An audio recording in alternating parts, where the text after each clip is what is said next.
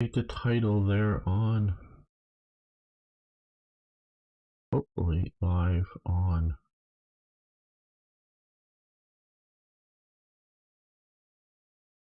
YouTube.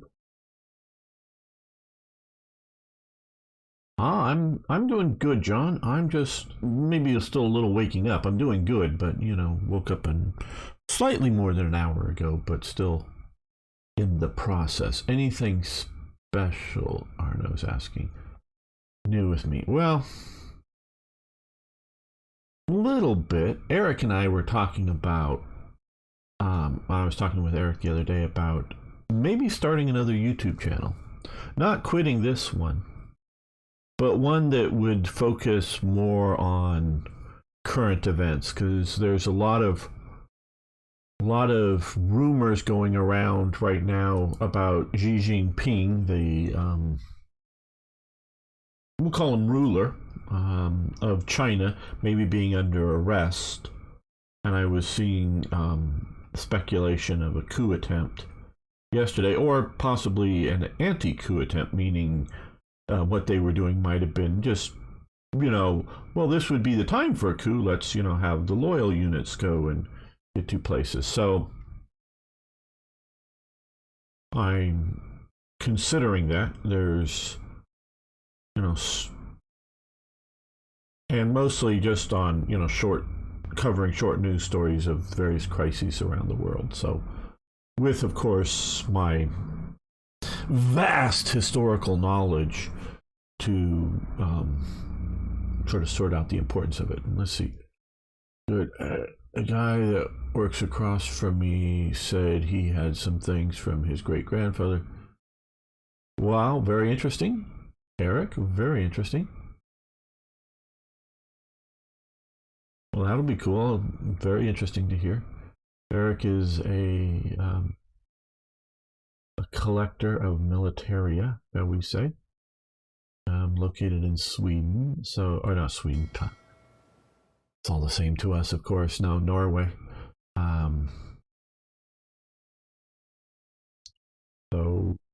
If you have stuff you want to drop off with him, I'm sure he'll gladly pick up. Okay, let's.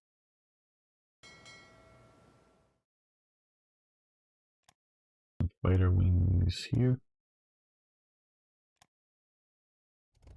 Who do we want to? Yeah, not a ship killer.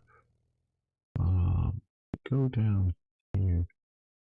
Yeah, not a tank destroyer. Yeah, spotter, that'd be fine.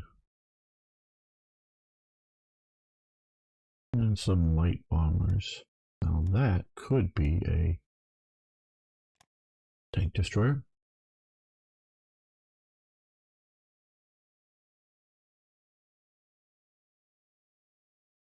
Thank you. So I'm still thinking of branding, what to call the channel and things like that are important. And not that it can't be changed at some point, but you sort of want to establish some of that fairly early on.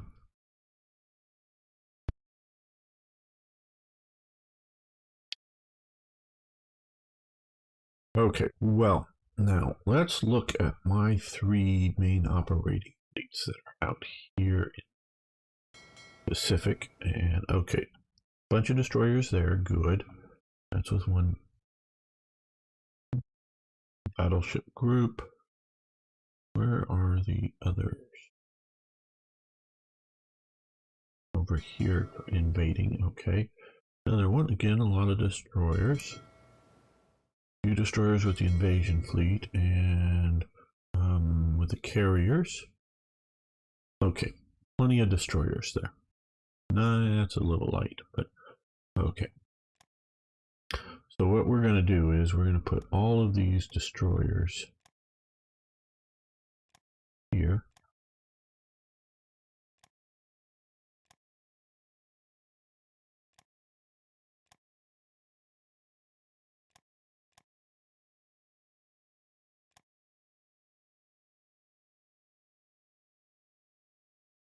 Well, thanks, John. You have a very good day yourself. Thanks for stopping by.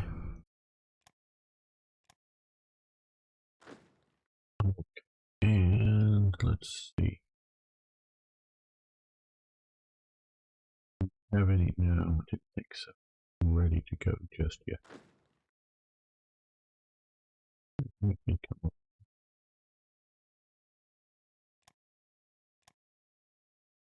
Use setting.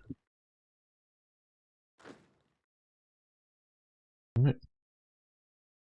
4th and 5th Armored Divisions. Maybe has a good general as well. Maybe not so good. I don't know. Attached to them already.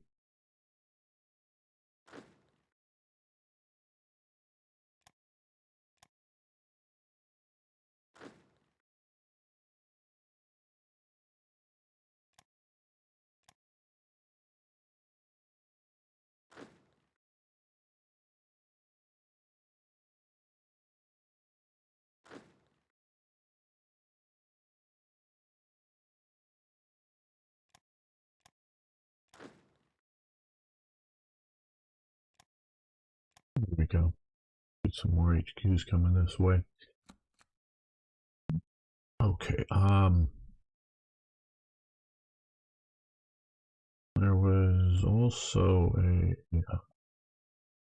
somebody I wanted to. Oh, we have here a bunch of, and somewhere looks like they're moving or something. A bunch of Free French units, colonial type, elite infantry. 5 of them, and we can see here they're somewhat rebuilding. So I thought about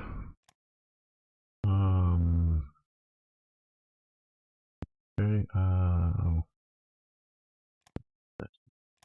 don't want to go just yet. Diplomacy, find France. Let's find, well, I guess if they're in exile I can't give them lend-lease. Okay. Huh.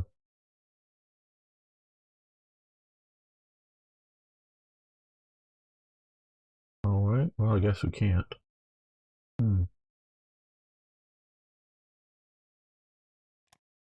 I was thinking about giving them some lend-lease so they can rebuild their forces a little better.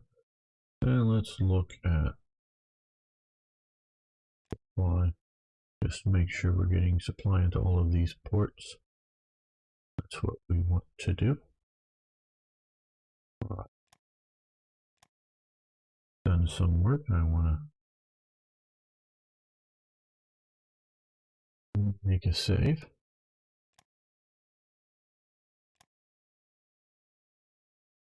I'm going to make something of a special video here before we start making the regular videos. These guys are without a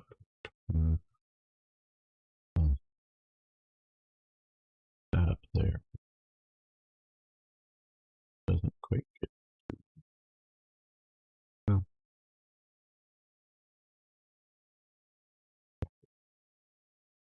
Like it probably holds out.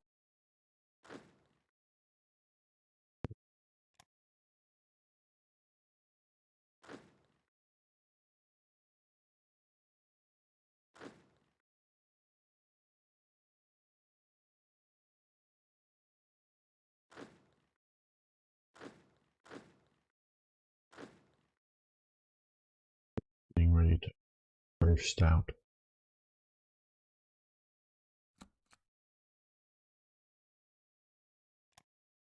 Let me adjust that. Well, okay, now let's do another semi-motorized division. It's reasonably well supported.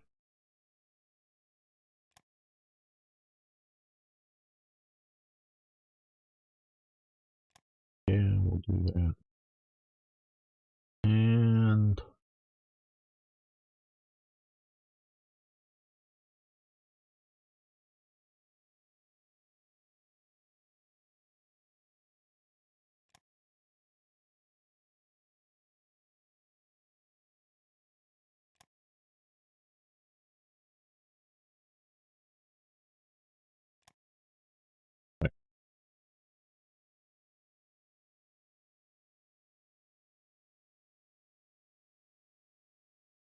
can't hear me? Okay, yeah, okay, good. Sorry, good to know. Um, Always let me know if you have a question there. Sometimes I can just be quiet, but if you're having a problem, let me know. Um, I updated things a few days ago and had to reset some audio settings, so if there's a problem, I do need to know. All right, let's make an episode here, or a talk, a thing.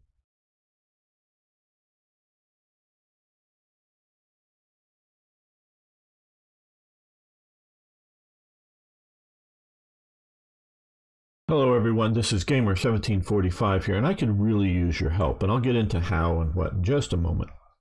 This is a little different than normal episodes. But first, I want to tell you why I want your help and why it might be worth your time in helping me. Right.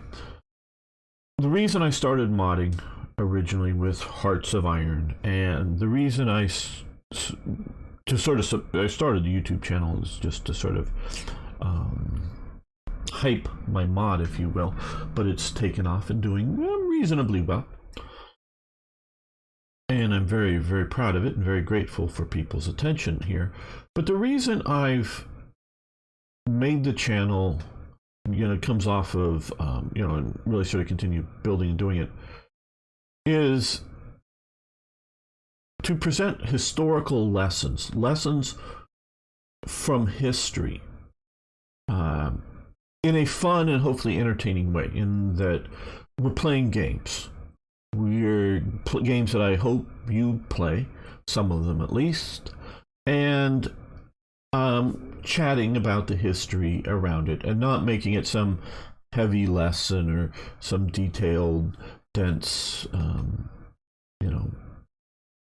documentary or something with lots of facts and figures, but just talking about history, the importance of events. Not sometimes these are historical lessons in that this is what happened on a particular day in history or something, but really what I want to do is more why things in history have happened and their effects of things happening, and that lessons from history as opposed to history lessons. And a lot of that can be seen around and dealing with World War II and the leading up of a world war. And sort of jokingly, we can look at Starship Troopers. We've been playing the game some recently. Are you doing your part? I'm doing mine. Well, I'm trying to educate people, and I do definitely feel like often I'm shouting out into the wilderness with no one listening to me. Oh, I know there's a few people here, but talking with one of my friends in Ukraine who lives there, I'm not want to give any more information, but really that, and his nation has been invaded, and we're seeing a rumor of arrest of Xi Jinping today. But I truly, totally believe that, if Xi Jinping stays in power, that there are plans to invade Taiwan as soon as two conditions are met. One, they think they militarily can do it. They don't want to destroy Taiwan. They want to conquer it. So it's not like, they could nuke it tomorrow. That's not the point. It's not that Taiwan is a threat to China. It's just a Chinese possession they want back. And not that it's, some damage will happen, but they don't want to destroy it. They could destroy it if they wanted to already. But they, be able to conquer it. And two, think the world won't react because of the invasion. Now we are seeing massive reaction to the invasion of Ukraine, and that may be telling China, oh shit, even though we are heavily interconnected with the world and the world depends upon us for a lot of things, maybe the world will lose their shit and stop dealing with us if we invade Taiwan. So it may be helpful for the overall world situation. Tragic for Ukraine, but helpful to stabilize the world in a way. That Russia did do what it did, and nations, including Western nations, are learning that major kinetic war in the perceived civilized world, not like some third world country in Africa, but in the civilized world, can still very much happen, and you need to be prepared. Nations need to be prepared for it, which I think they were. Well, I know they were thinking that that was no longer a, not saying it's impossible, but no longer a likely scenario. Well, it's more than likely. It's happened. So,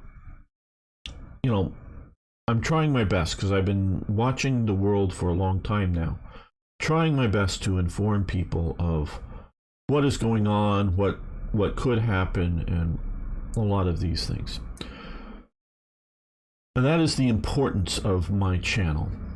And yeah, I do have political viewpoints that you may or may not disagree, but but it's the lessons that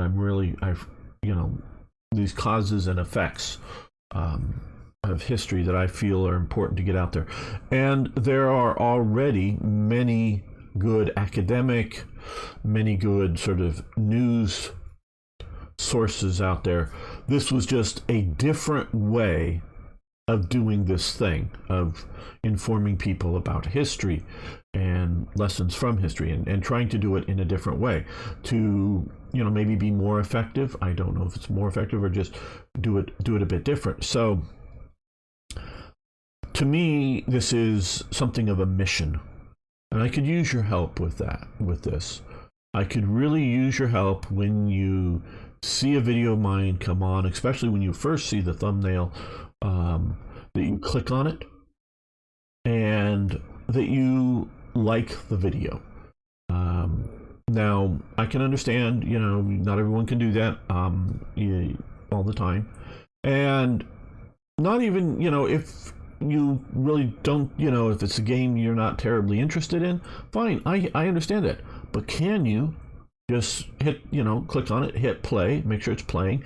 You can turn the sound off and minimize that screen if your system can handle it, and then go about watching, whatever other videos you want to watch, or playing whatever other games, just to give me a view. I know this is pleading for views, pleading for likes, but also, even if you're not going to watch much of the video, just on, it's not just this video, and lovely if you do it, like and comment on this video, but just say hi, gamer, or hi, or whatever on all of the videos, because engagement really helps. If I can if we can work the algorithm, as it were, to get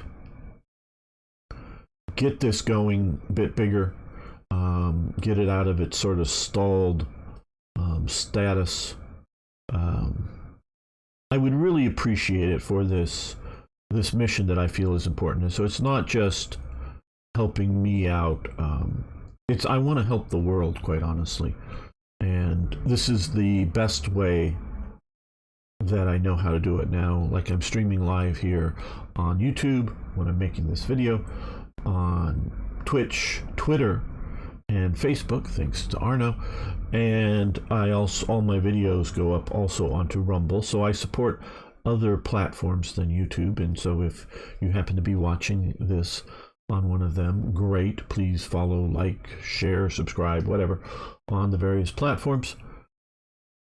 That I really think that this is an important educational tool out there, and your support, and mentioning that, and I'm not asking for this, but I do want to thank Tim, Strongarm, Niagara, Timothy, and Sir Toyjet for support over on Patreon. And that money is helpful, but it's really helpful, really so much more helpful, quite honestly, if you help spread the word about this channel, about these videos. So the more you watch, the more you can like and comment. I really, really do appreciate that. So if you can help me in my mission to better educate and inform the world, I would really appreciate it. So thank you, everyone. See you next time for more actual wargaming and talking about the history of the world. Thanks. Okay, I just wanted to make that sort of plea video. I don't know exactly when I'm going to release it, but obviously it'll be at the start of this live stream that many people come on and check out.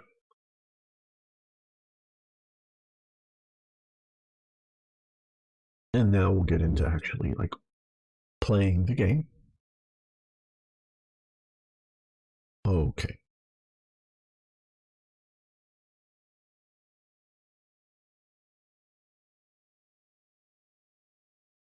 And I'm gonna have to sort of do a little bit of that, a little bit of this again. But welcome back, fellow armchair generals. This is Gamer 1745 here with my continuing playthrough of Hearts of Iron 3's Black Ice, and we're of course playing as the U.S. Now, viewership, I think mostly because of the shorts were doing really well, and these are maybe not doing as well, has been sort of down. So if you're wanting to see this series continue, we need to have viewers for it. No reason making a video that I guess that's all right, Commander. Making videos that no one wants to watch or no one gets to watch. So please, again, like and comment on these videos if you want to see this series continue. Yes, we will do other series as well. But okay, so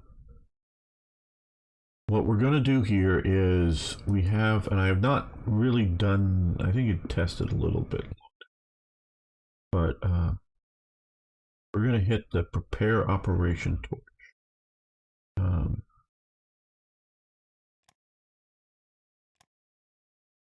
We have around 2 months to get an invasion force ready for the historical. Well, we're already at basically a year behind or more. Not quite, but almost a year behind. So, to declare war against Vichy France.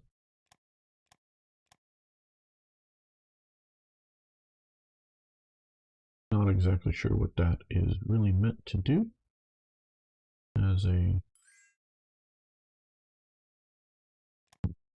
that type thing. Yes, you can have energy Peru. The other is meant to actually declare war against Vichy. Okay. Approaches, we're sinking Japanese, and we're sinking Japanese here. And our first infantry division here is being attacked by Italians.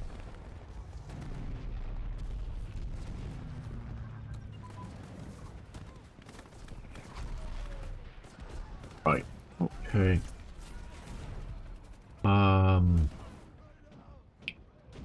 Salt concentration adds. Good. I think that is.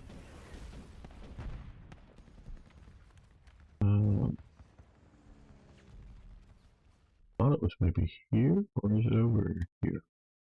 Over here. Okay, yeah, 1937. We want to keep that being researched, and must have had some. Yep. Oh, good. Mechanized division has just arrived for us, and we will deploy it here. Now, do we have? I think we have a suitable. We can do a veteran headquarters if we don't have a good sort of analog historical cavalry division, 3rd Cavalry Division, mechanized. Yeah, that sort of works, wouldn't you say? Okay.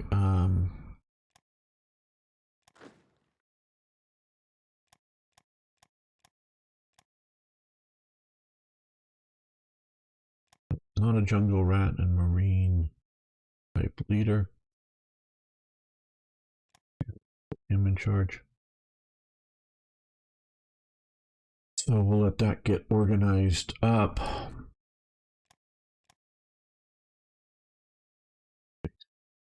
Semi-motorized. We can make another. These guys coming very soon. Let's make another armored division. Let's armor Motorized infantry brigade. Well, no, let's actually be. We're gonna spend even more and go with mechanized infantry brigade. We can do armored support.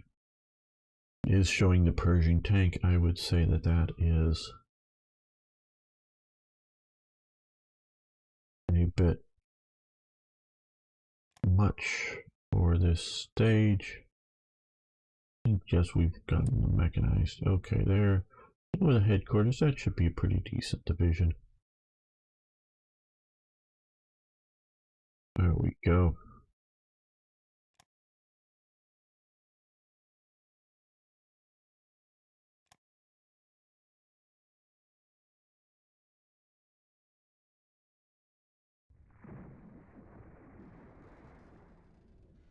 Yeah, you're right, Arno. It is the Pershing and way too much for that.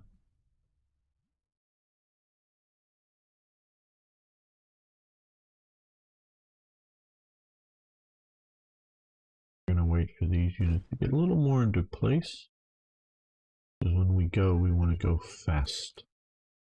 Okay, advanced armored designs. Okay, that's the one that we've been sort of waiting for to allow us to research at least medium armored designs. I don't know why light isn't.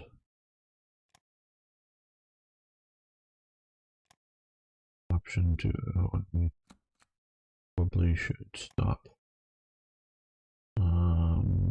Yeah, not that we have to, but let's stop that for now.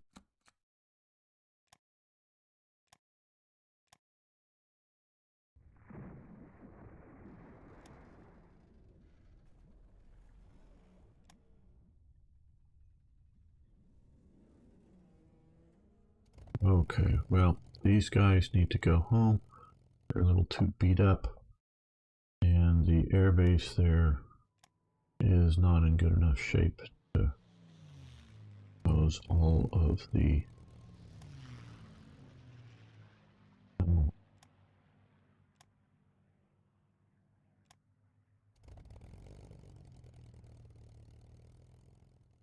already stationed there, so okay, and repair. So let's send you back. So you guys are ready to the front, as it were.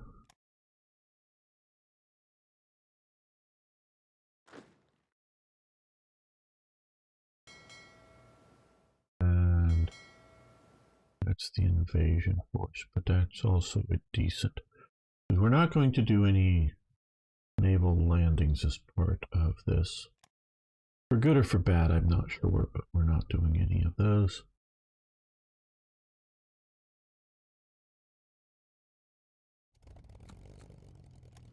Battling a bunch of Spanish fighters there.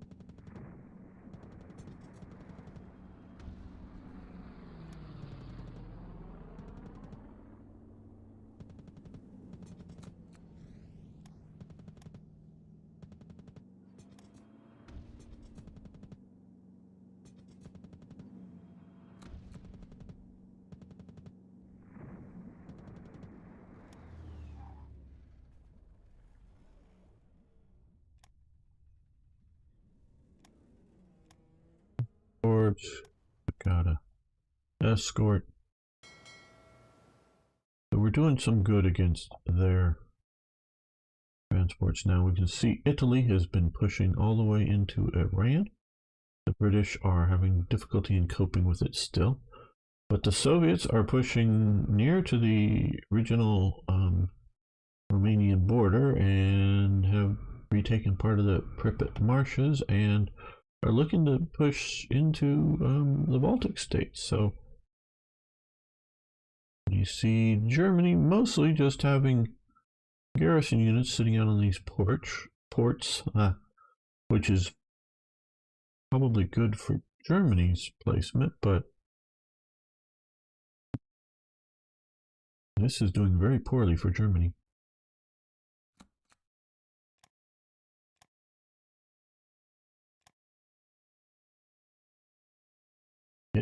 It get into place, get supplied.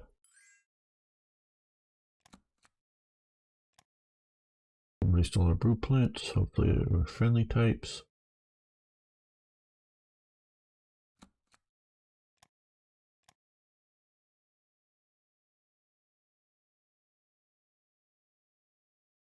And we can put another division into the field. Good.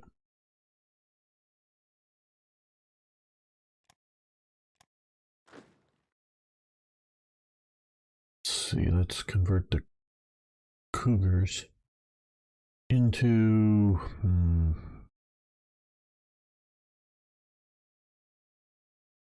I guess the Ozarks. Cougars, Ozarks. Sound about the same. There we go. And who do we want to command here? Booth.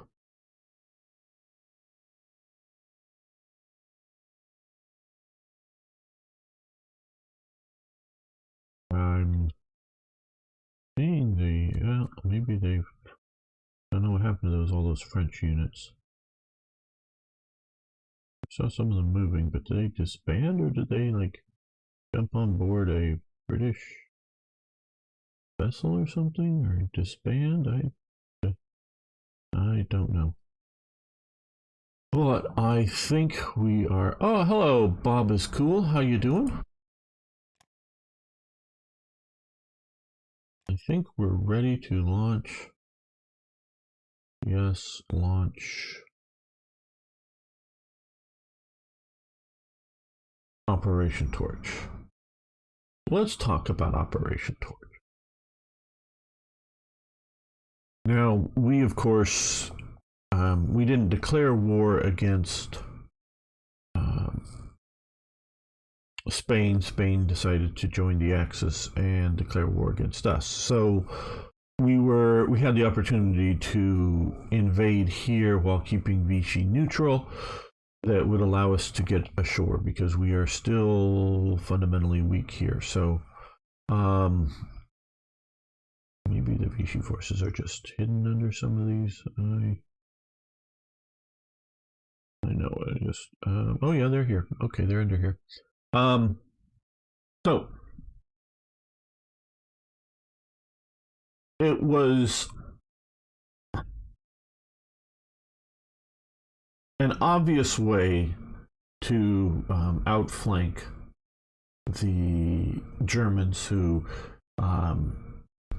when the whole operation's being planned, they don't know what it's gonna be like when the operation is launched, but the Germans are being held, at El Alamein and whatnot. And so instead of sending reinforcements and pushing from this side, they decide to invade here. Against a weak force, against a force that doesn't want to fight them. But it's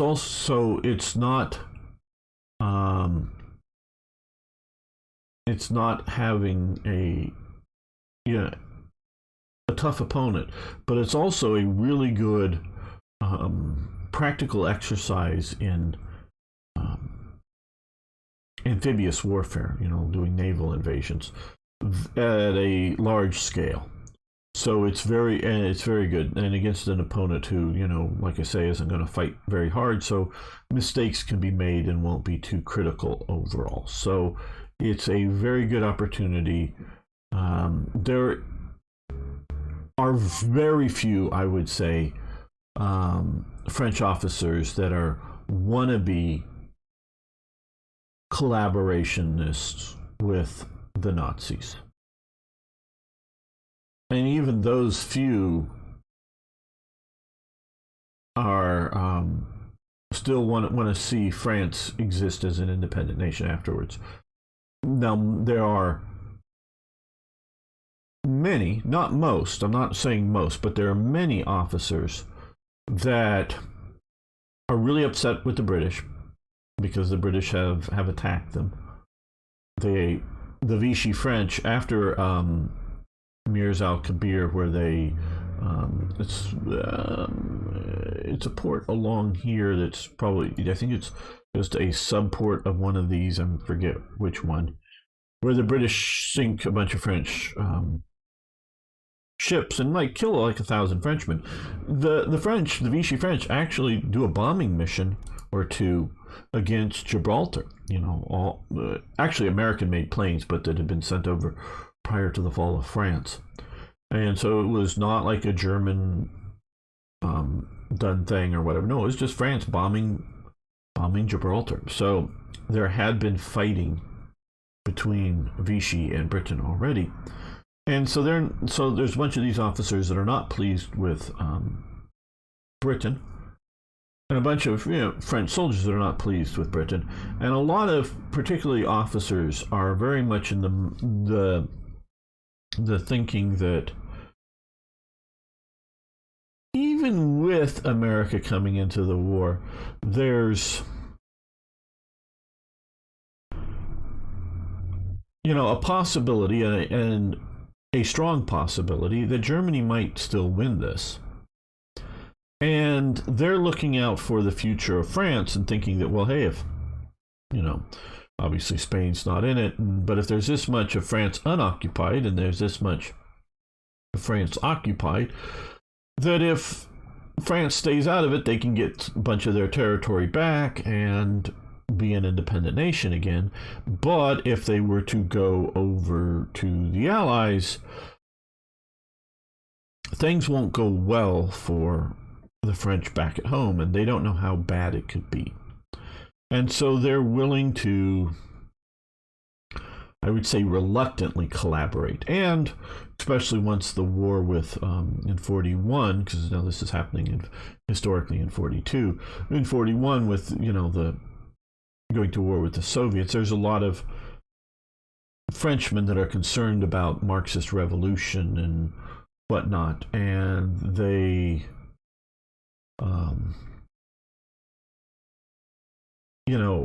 again are not like pro-German or pro-Nazi, but they're anti-Bolshevik.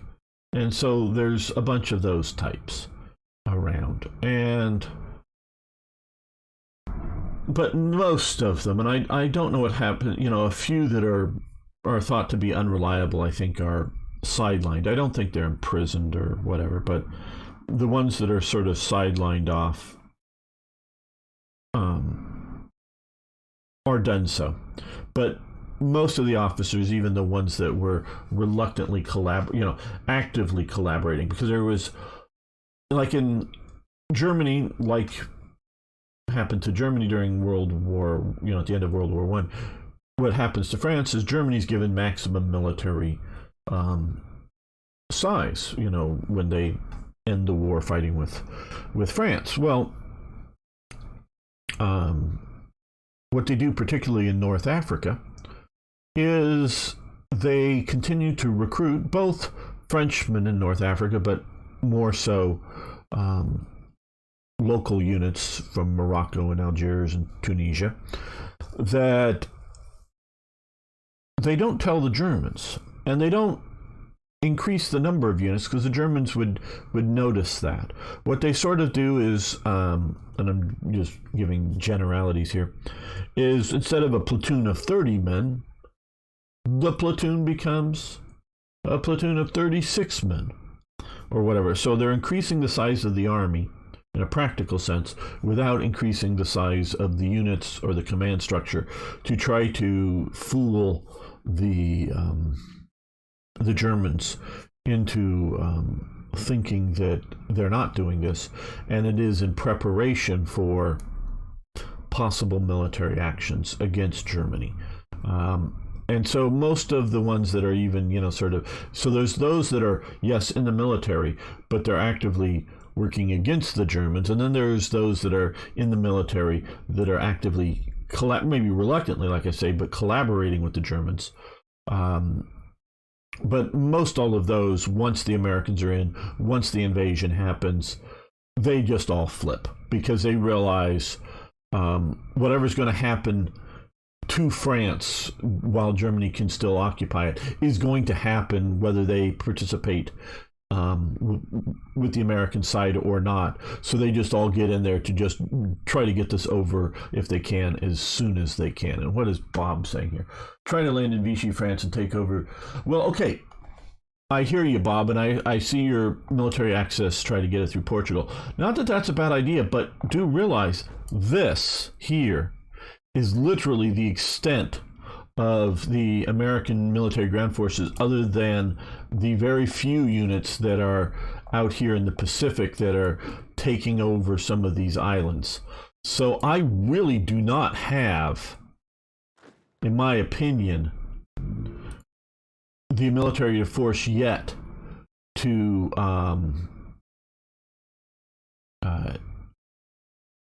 move into Vichy, France. Now, Corsica, maybe we could see about that. But so first, what I want to do though is take over North Africa. That is, if we can take over North Africa, push from this side, which may get a collapsing of the Italians here. We will see about. So that is what we're going to do here. We are going to begin Operation Torch. So we are now at war with Vichy, France. Flies, which I was so worried about. Okay, these guys here are going to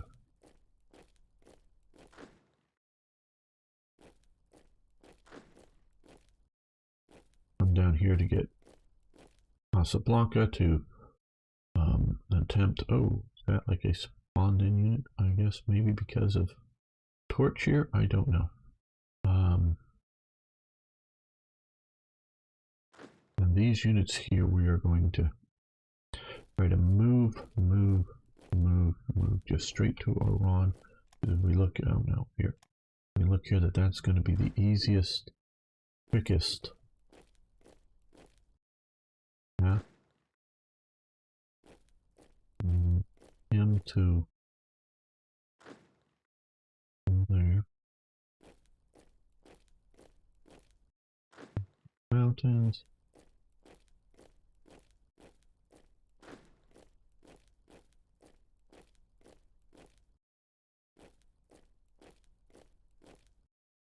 To see what we can do.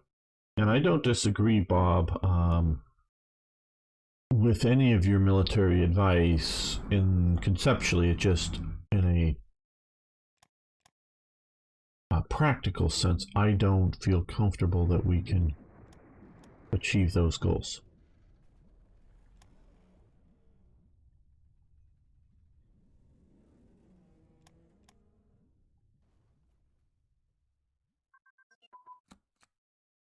Oh, use your fire control computers, nice.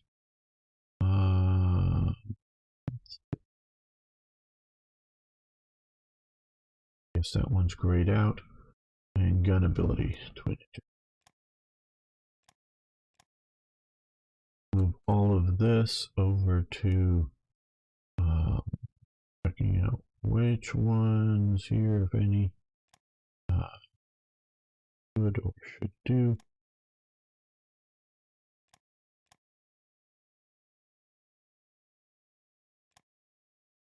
Let's do medium tank destroyers.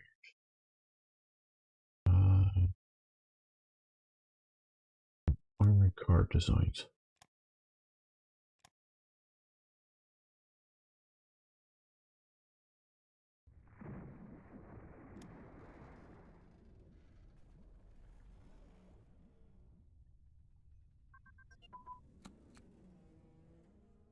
Okay, attritional warfare. Oh, wrong button.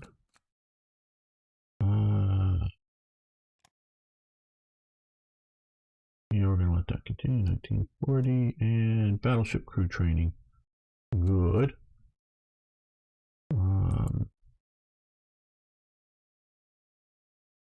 Yeah, 45. Let's stop that. Let's do submarine trade interdiction.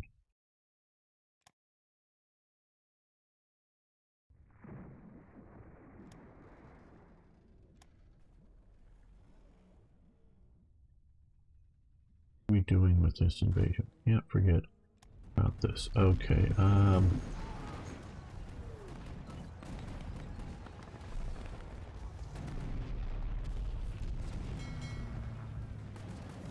we're gonna do is we're gonna stop this invasion. We're going in too light. I was worried about that.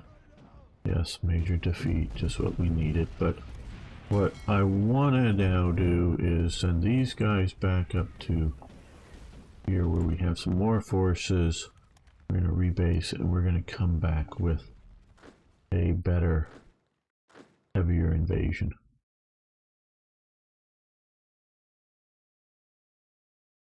Oh, absolutely, yes. We are heading Oran first, then to Algiers, because we want to get the supply ports for sure, as well as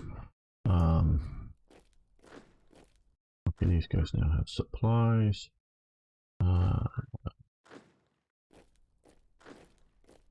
As well as Casablanca for supplies.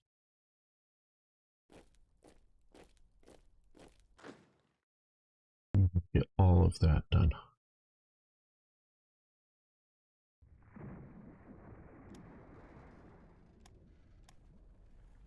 That is where I think it's important to go. Okay, air intercept this whole area. Yeah, looks good.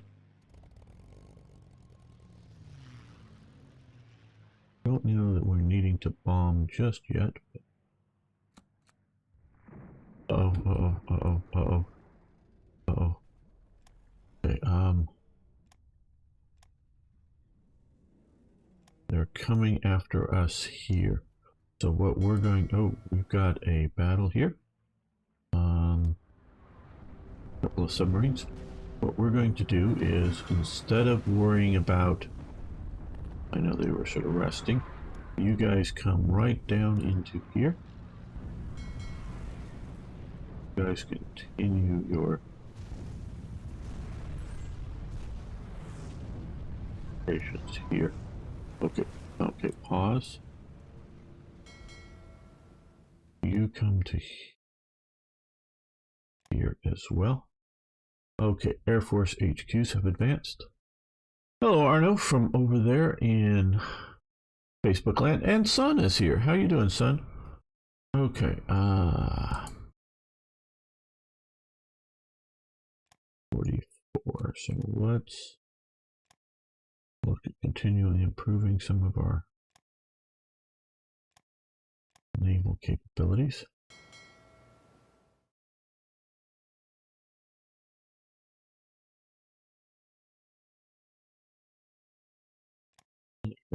Up, very good.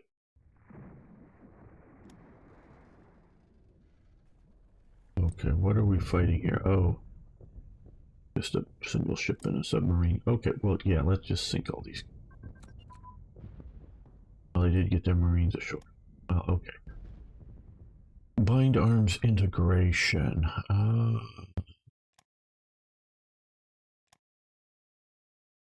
Okay, that's year 41. We'll let that continue. Night equipment. I think avionics here, or yeah, there we go. All right.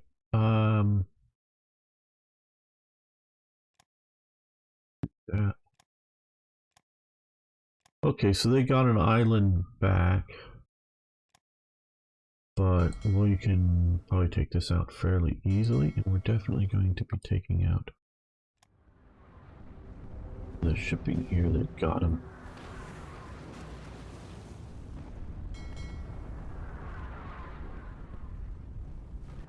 Okay.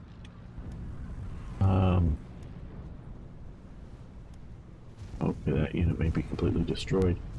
I should have a, no, those are not specifically what I'm thinking about. This is what I'm thinking about here. Let's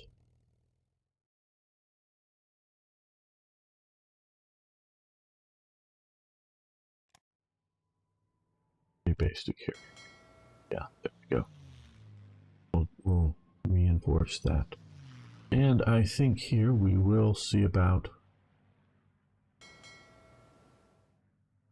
going a few other fighter forces to get them organized up.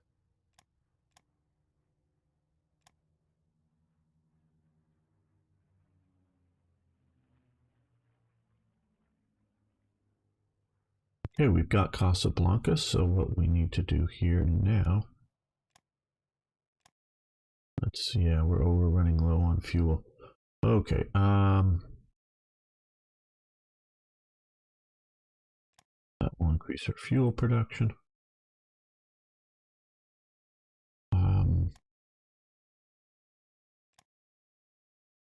We can come out of Washington, D.C., which does not have a port. Go straight to Casablanca. You just go this way.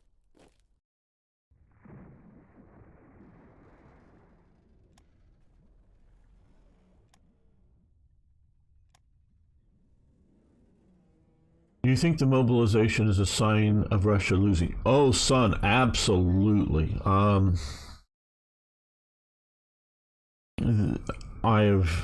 There was a lot of news yesterday that I thought about making shorts on, but YouTube shorts, but I didn't.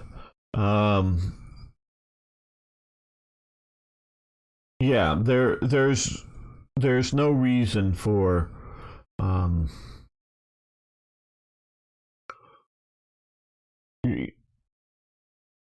to quote unquote mobilize, as they're saying, which is some of that does appear to be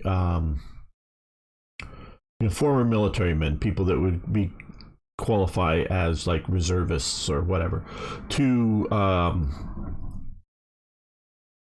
get them to join up, bring them back in. But some of it just seems to be grabbing up available young men to fight, and you wouldn't do that, especially in the manner in which they're doing that, unless things were desperate. You just don't do that.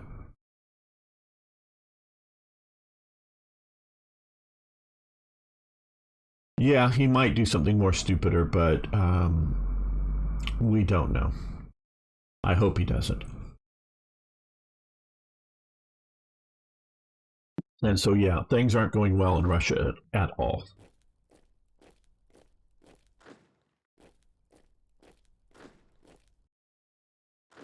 Or the Russians, that is. Yeah, things aren't going.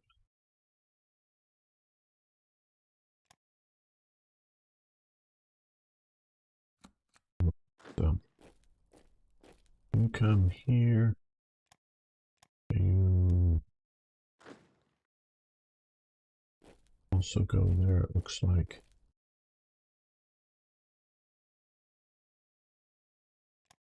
Get to Oran as we've won this battle, but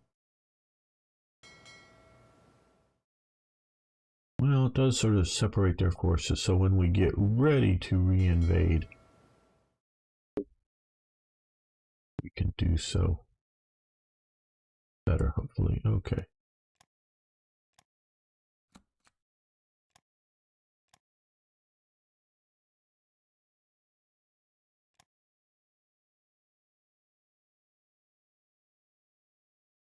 We're having some supply trouble, but all right. An engine fighter prototype. Okay, 44 is not hugely the date. Well,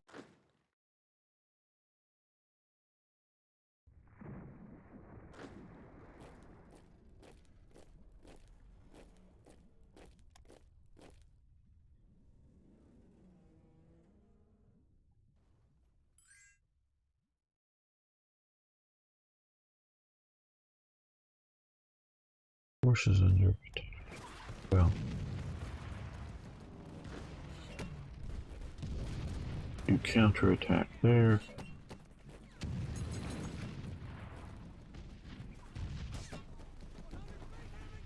This fuel thing. Well, we'll buy fuel from Turkey, I guess. I don't know. Oh, that's a mistake. Never mind. I want to stop that right now.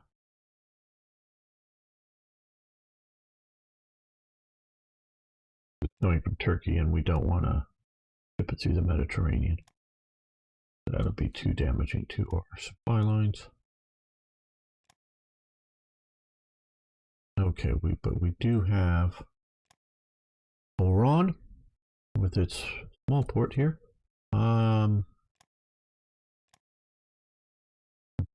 DC again and go to not Oran yet. Okay, maybe we need to wait a little bit more. I think the number will be bigger than even 300,000. This is the first mobilization after World War II.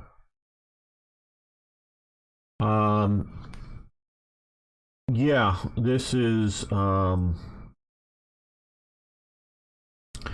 big news with what's going on. Also, big news is all of the young men fleeing Russia. I saw a graphic that has the traffic delays with the Finnish border, just huge, done up. Almost as bad as traffic delays into Georgia and Turkmenistan or wherever also is having significant traffic delays of primarily young men fleeing Russia. And this is what I was talking about with one of my Ukrainian friends literally yesterday. And, you know, in a way, you know, he would like a second front. You know, the idea of like NATO charging in from Finland or the Baltic states or whatever. And I'm going, no, that's actually bad for you, because if the Russian people see that NATO forces are pushing in on St. Petersburg or threatening Moscow or just threatening their home somewhere, they're likely to fight and likely to gain support for the regime. But even if it's near, you know, fairly nearby in Ukraine, but if they're sending their young men off to go fight in somebody else's country, there is going to be a lot more reluctance to support that. So expanding the war is not a good idea for the anti-Putin forces. And that really makes the, you know, the situation in Ukraine so important, in that with these mobilizations and all of the people going, hell no, let's hide from the government, let's flee.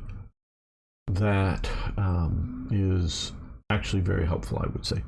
And it's, if it truly was the M28 Pershing in this time of World War II, it would be, yes, you're absolutely right on that, Arno. It would be. The Pershing was a great vehicle. Okay, Argentina, yeah, we want to get some more fuel in the pipelines. Panama, sure.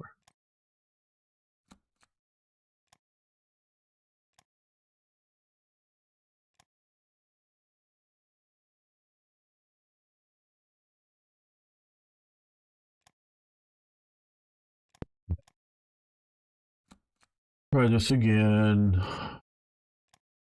No, it takes like 24 hours. Okay, there we go. That way we'll be putting supplies straight to Iran.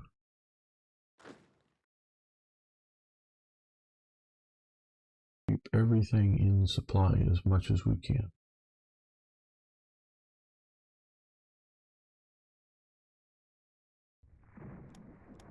Okay, so we are skirmishing with the Japanese out here. Got a lot of forces here. We are having, like I say, fuel trouble. And a lot of this is, you can see a lot is being returned to stockpile. It's sort of a hiccup in the system. NATO shouldn't attack Russia. It would make Russia, yeah, that's basically my point. Let them know that they're fighting for nothing. It will be better, yeah. With only Russians wouldn't fight well. Yeah, now I don't know, the few days of training. I think, again, from what I understand, and again, this isn't like hard and fast knowledge in that I've got all the answers, but from what I understand, a lot of the people they're bringing in are former military guys that had been in the army 5 years ago or whatever, left the army 5 years ago or something, and so still fairly fit, and they just did like one term of service. So they're already sort of guys who know which end of the gun bullets come out of, and they already sort of know what they're doing. So it's just like a 10 to 14 days refresher training. So if you're talking about veterans that have been in the military for, it's been less than 5 years or less that you've been in the military, and you're calling those guys up. Yeah, I don't know that because Russian training isn't like American training, but even in America, I don't know that you need more than a 2 week sort of little refresher course before before you're deployed to a unit. Now, see, I don't know what's going on, and realize that what this may be is this, yeah, Kiev. What this may be is the idea is not so much to throw, maybe it is just to throw warm bodies in the Donbass regions and Kherson and whatever down here in the south and the east, just to throw some more warm bodies, replacements into units. And even then, yeah, quick refresher may be good. But there may be a bunch of units up here in like Belarus and other places in Russia here that they've been weakened, they've been withdrawn, and they're just going to be sending them to those units that are maybe getting ready for another northern offensive in, well, winter's coming fast, but coming before winter or something. I don't know. So, yeah, I just don't know. I'm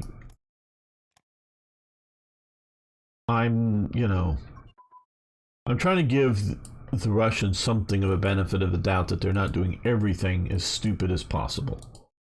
Now, that may not be a realistic assessment, but that's at least what I'm trying to analyze and look at.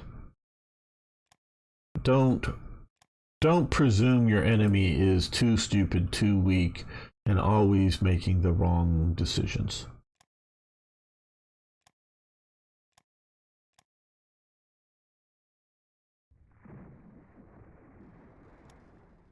Coming down this way, so you go down that way. Yeah, you come down that way. Got, I think, enough other forces moving this way.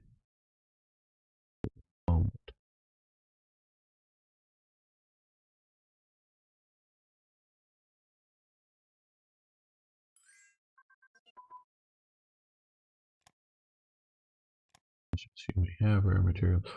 Jungle unit training. Well, we will be using that in time, but maybe not immediately.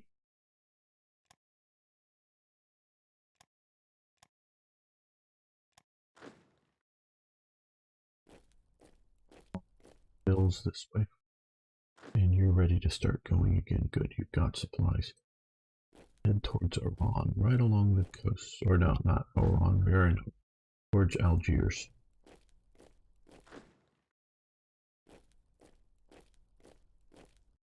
And let's get the Corps moving up. Corps HQ moving up. The 3rd Army area, that can stay there. The 3rd Army HQ can go that way. That. Move that from the command structure. He needs to attach to the 3rd Army.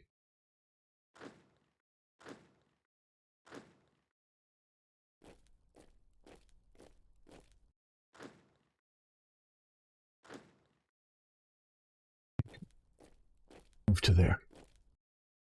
On the extreme side, what if crazy bastard uses 2 or 3 tactical nukes? Well, NATO, mainly the U.S., they do.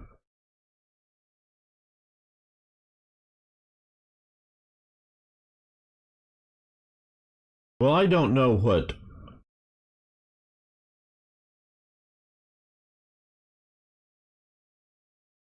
I don't know what the U.S. would do, Arno. Because I'll tell you right now, I don't know who's running the United States government. I really...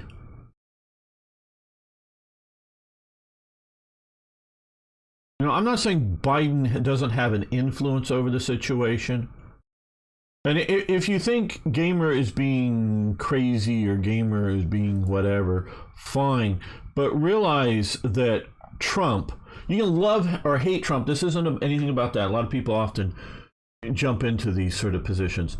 No, this is Trump ordered the withdrawal of U.S. military forces from Iraq and, allowed, shall we say, security elements for the green zone, army elements there, ordered the withdrawal of U.S.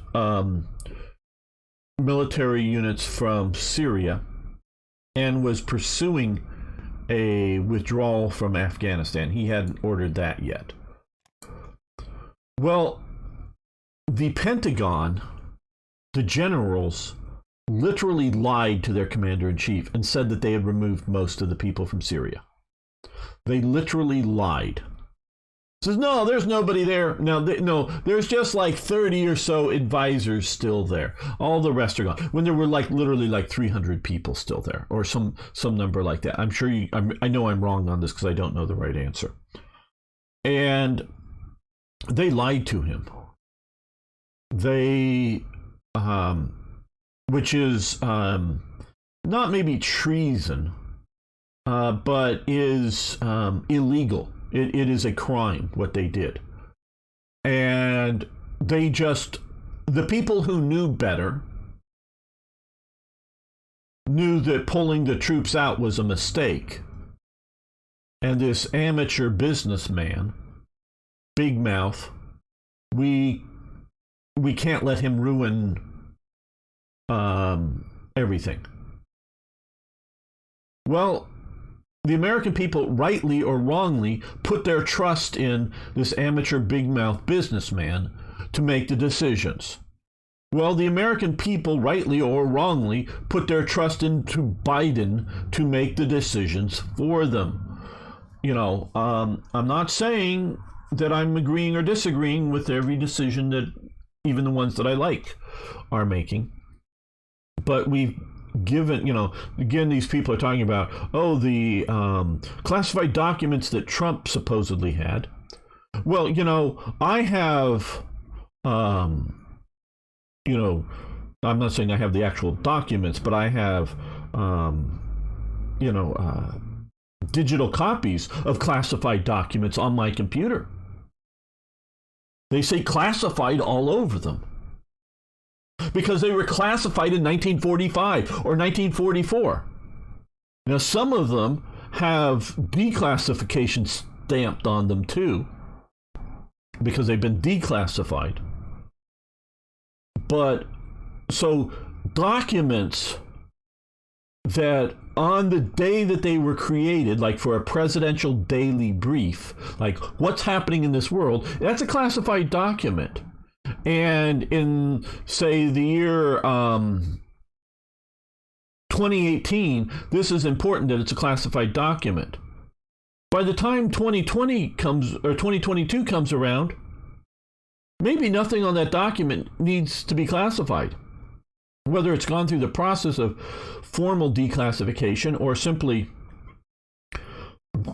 the president, and we can talk about National Archive Acts or whatever, but presidents have presidential libraries that maintain their libraries, and Trump and there's a transition period between being a former president and formally opening up a presidential library in which you may store presidential documents. It's not yet in the presidential library, but because one hasn't been built and established, but he's holding documents that.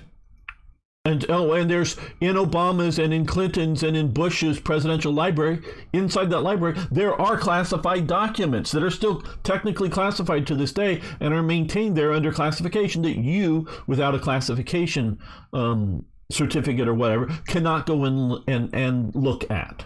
Okay? So Trump holding on to these documents that very well may be just daily presidential briefings that might have something sensitive in that. Normally, most of the time, from everything I get, they don't say spy Juan Zapez up here found this information out, spying on Russia or something. They don't say that kind of information. They say an agent in our employ found out this information. That's what because there's no need for the president to know the name. And if he really thinks he needs to know the name, he can ask for and get that name. So normally it isn't. And like I say, 4 or 5, 10 years later, that the idea that some spy got some information from somebody may not need to be, who the spy is or was, that may need to be classified. But the idea that they got that information may no longer need to be classified. So the mere fact that Trump has classified documents that everybody's getting their panties all in a bunch over, I don't know what those documents are or even pertaining to. They could be they're nuclear documents. Well, they may be simply in a nuclear stuff, maybe simply an evaluation of the current nuclear program of Iran. And oh my God, the Iranians are going to find out what the Iranians have. Yeah. So, okay. So you can love or hate Trump or love or hate Biden, whatever you want to do. The government, we know, lied to, because they've come out after Trump left and said, oh yeah, we lied to him because we knew better. Now, who the hell is running the current White House? Because Biden comes out and says that, yes, we will commit U.S. ground troops to defend Taiwan. And then literally within moments, minutes, maybe hours, the White House says our policies towards, and I know there's people typing and I will look it up in a minute and see what they're looking at, but within moments or minutes, let's say, our policy has not changed on Taiwan. And which that policy is, we're not saying we are or we're not. It's a non-committal. We're not saying, well, we won't, but we're not saying we will. Now, maybe, and so there's a few likely things going on. And so, why is the White House clarifying this? So who's running this government? Will these people, okay, so what is going on? Is it Biden simply talking out of his ass? Saying, well, we're going to defend Taiwan. And he's just making this stuff, to sound tough, making this stuff up. And the White House is going, trust me, China, we won't let Biden do that. We will tell him we have troops there, but we won't have troops there, or we will whatever amendment to get, because it was after President Wilson, who his wife was literally holding President, because President Wilson was not still had a heartbeat, but was not conscious enough to do anything. So she, and this is documented, she a bill or whatever for the president to sign come in there, she would literally put, so he was unconscious, literally put a pen into his hand and then move his hand. So yes, he was signing the bill, but literally it was his wife signing it, so that you can remove a president, the 25th Amendment or whatever. I don't keep track of the numbers. So whether we'll get rid of Biden or not, so whether it's Biden is saying something that won't happen or they won't let him do, or the U.S. government has told Taiwan that yes, we will use troops to defend you, but we're not going to confirm that to anybody. Meaning that this is supposed to be a secret that we've committed to Taiwan's defense. maybe that may be true. So Biden may be telling the truth, but the White House is going, "Oh shit, you're not supposed to tell anybody." That may be the real thing is you're not supposed to. You're right, President. What you're saying is correct, but you're not supposed to tell anybody that. Well, okay. So who's running the U.S. government? I don't fucking know. I don't know if it's I don't know his name. It's just as a description, he's a large black guy who's the Secretary of Defense. He seems to be more interested in social justice than policies within the military than he is at actually fighting these wars. I don't know if it's Mark Milley that Trump put into place on recommendations of people, because he didn't know who these generals were, who has turned out to be very woke. And I think that's another, people overuse the term deep state, but it's another part of it's bureaucratic empire building that's been going on forever in Washington. They got the recommendation to him, and he made the right noises to get the job. Whether it's him that's actually running the situation, not caring what the Secretary of State or the President is doing or saying. So I don't know who's running all of this, or whether it's some of the advisors in the White House are actually running it, deciding what Biden gets told, how Biden gets told, whatever he's being told. Because I don't think Biden knows how to run the internet. Trump knew how to do Twitter and knew how to do YouTube or whatever. So he had his own looking out there. But I don't quite honestly believe Biden does those things. And I don't know that what Biden watches on the news. And I don't know most every single day there is what is the presidential briefing made up that the president gets. And it is a folder that has a bunch of documents in it. And it has a cover letter. And, meaning a cover sheet that, has paragraphs on it that covers the highlights. Well, I think it was Trump. He didn't like to read his presidential briefing. He wanted his briefer, the guy who comes in with it, who's supposed to know what's in the document, to read it to him. Like, just read the page to me, kind of thing. Like, I don't know, while he's shaving or just sitting there, whatever.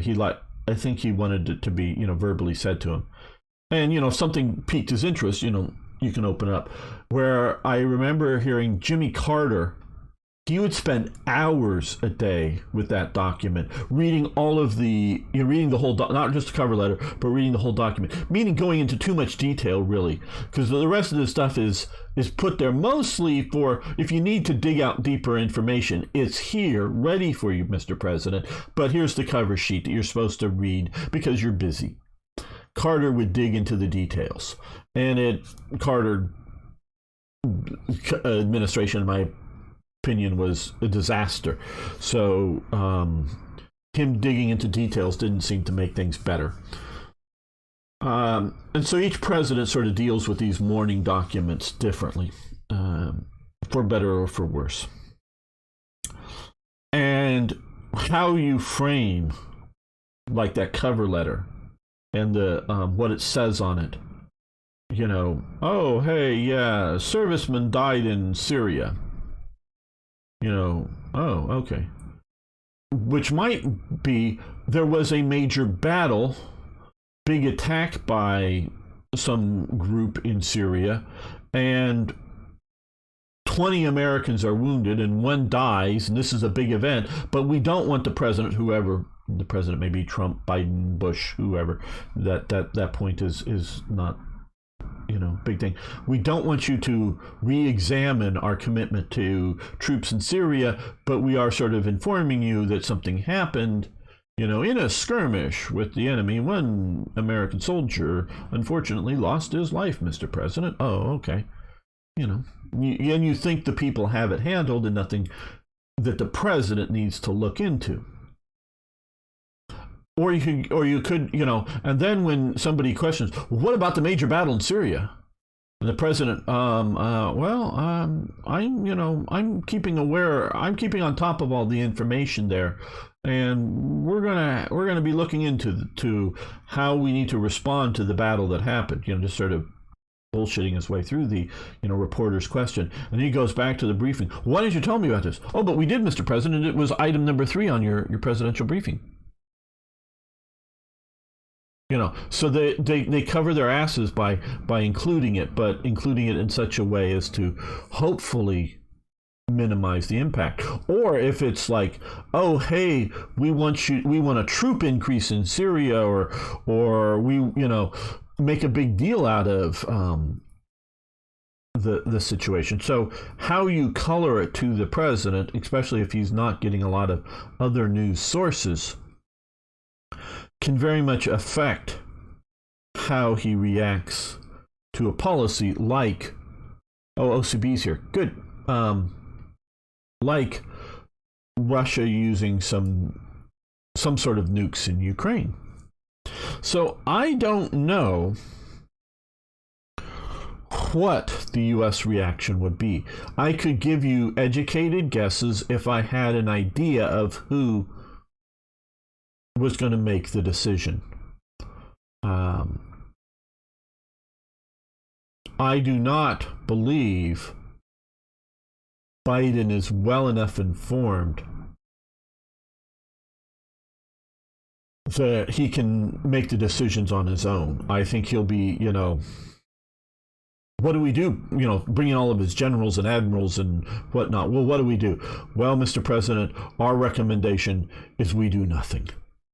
I mean, they wouldn't quite say it like that, but they say, well, Mr. President, I think we ought to move another carrier to the Mediterranean, and we need to deploy another division to Poland, and we need to put in anti-ballistic missile THAAD, it's like the Patriot missiles, but different, THAAD system into Poland or Romania, and we need to do all this activity, but in essence doing nothing by just making activity, so that then he can go on and say, because of this grave concern we have over Russia's use of nuclear weapons, we are strengthening our defenses and defenses of our allies in the region, which really is doing nothing. So he may do nothing, or he may be these war hawks. We need to sink every single Russian ship on the ocean. And we have our submarines following their submarines, and we have our ships following all their ships, and we're ready to push the button, and we can just give us the word, and we'll coordinate the action globally, so it all happens within 10 minutes. Every ship on the surface of the planet of Earth that's outside of a port or something, and even maybe ones like sitting in Kaliningrad over here, are going to get hit with I almost said nuked, but hit with conventional weapons and sunk.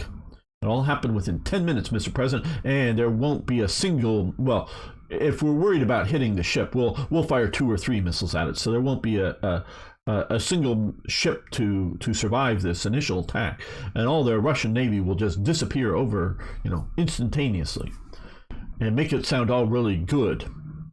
And he'll go, sounds good, boys, do that.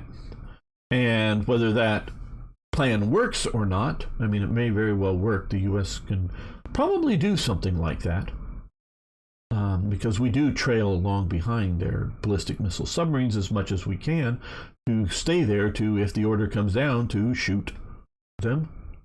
And, by planning this, because periodically our subs will come up, at least close enough to the surface, extend an antenna to try to get a updated information that may say, in 10 hours be prepared to sink your target submarine, and they'll go great, and then disappear back below the ocean and continue to follow their target submarine. We do play these hide and go seek games with the Russian subs, and at one time, at least during the Cold War, I don't know what the current state of affairs is, but during the Cold War we tried to have one attack submarine follow behind every single Russian ballistic missile launching submarine, so that if were to come, we would hopefully, and sometimes we lost them, and sometimes we, re-identified them. You can see, like, the movie Hunt for Red October has a lot of realistic basis to the submarine type warfare going on there. That, and I don't know how many ballistic missile and attack submarines Russia currently has deployed. Just, I think that information is look upable, but I know we've got enough of the gameplay here, and I'm sorry to hear that. OCB. I'll read up the statements in just a moment. So we very well might be able to take out all of the subs and surface vessels like that, around the globe for Russia, if we're sort of prepared for it. Now, what would be the reaction to Russia of doing that? Putting some nuclear, missiles targeting the U.S. or just Berlin or whatever, I don't know. Or going from a, like Arno says, some sort of tactical nuke that's trying to nuke the mostly uninhabited sort of areas in Ukraine that there may be thought to be a lot of concentration of Ukrainian forces, to nuking a where's Kiev again? These are somewhere in here. They're all sort of there's wherever it is. Kiev, where? Oh, here. To nuking a city or something like that. So we may see a reaction. I don't think a sinking convention, non-nuclear weapons sinking the Russian fleet would automatically trigger, global thermal nuclear war, because they know that before their missiles can land, we would be firing off our missiles into Russia, and their defenses aren't as good as our defenses and anti-missile systems. So yeah, I'm not saying they can't obliterate a lot of people, Russia. They can, as far as I know. But so I don't know what the reaction could be. So it could be literally, in my opinion, those sort of two extreme reactions of, like, sink every Russian vessel on the one hand. Now, it could just be sink every vessel in Black Sea or something, because we could do that, because we can easily have anti-ship missile type weapon systems that are on board aircraft that could take off of, from Romanian airfields and sink everything that floats literally in the Black Sea, down to fishing boats. If we so choose, the U.S. can do these things. So it might be a regional response, or it might be a global response to it on one extreme to the other extreme, of other than running around and doing activity, but doing nothing beyond activity to look busy. So I don't know what it would be, because I don't know who is running the show. And I do believe that there are people, including Kamala Harris, that if Biden came out with some ridiculous policy, they would be invoking the 25th Amendment and trying to put that through, though, and denying doing whatever he's doing and putting that through and doing that. So the problem with Biden, whether you like him or not, or you like his policies or not, I know a lot of the Ukrainians really like Biden because he's pouring money and resources into Ukraine.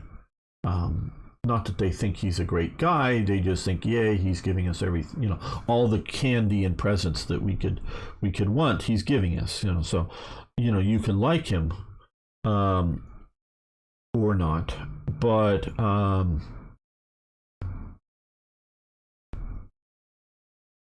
I don't think, I think the problem with him is places like China, places like Russia, perceive that he's in charge and that he's weak. I'm not going to dispute their assessment of he is weak. I'm going to dispute the assessment that he's in charge. And other elements within the U.S. government are in a practical sense running, you know, the diplomacy, the military, the various internal departments, and inside the U.S.A. So where Bush was in charge, Trump was mostly in charge, but like we can see the military lying to him. They didn't lie to Bush. They didn't lie to Clinton. They were in charge. Bush the elder, Reagan, they were in charge. Trump, and Obama was in charge. I don't want to. I'm not trying to play partisan political games with this.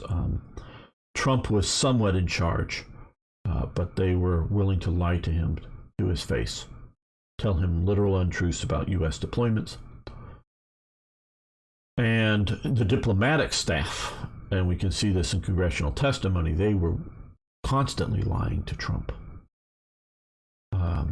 They came out and said they come out and said it under oath. So I mean, this is not a gamer. You're delusional. No, they've said this stuff. If you pay attention, they've said that they lied to Trump. Now they also, the U.S. diplomatic service, the State Department, and the ambassadors and whatnot, lied very heavily and very much to Franklin Delano Roosevelt, because they knew better on how to deal with all these Europeans, and Franklin might get them into war, and we don't want to do that. And we want, especially leading up to World War II, before World War II comes in, they were lying to him too. So it's not an unheard of thing, and it is not a recent thing. The State Department is filled with a bunch of career bureaucrats and diplomats that believe that they know better than some governor of some state who never left America or something. Because Franklin Delano Roosevelt was the governor of New York prior to becoming the president of the United States. So, presuming that, and I don't know if, I presume Franklin Delano Roosevelt, I mean, he was a young man that walked just fine. I don't know if he's visited Europe or not before, but becoming president. But just because you were there being a tourist doesn't mean you know what's going on, in their opinion, or in reality, but either way. So we do have a history of that, of ambassadors getting a message. Well, you tell the French premier this, and they'll go, yes, Mr. President, and then tell them the French premier the opposite of it. So we know that this happened because it's documented in history. So yeah, they were doing it to Trump too. And so that this is the scary thing is when you don't know who's in charge and whose policies will be done. That's more scary than whatever Biden's actual policies would be, is people's unsure of that. So let me save this, and I want to look at all of the interesting things everybody's been saying to me while I've been ranting here. I do believe some of them will be. Oh, and Paul is here. Good to see that you're here. Sorry for not greeting you immediately. Let's go back up on the thing. Okay. On the extreme side, chances are something on Cora. I'm not sure that Russian nuclear launching vehicles or pads are controlled by each individual general. So they, yeah, I don't know how.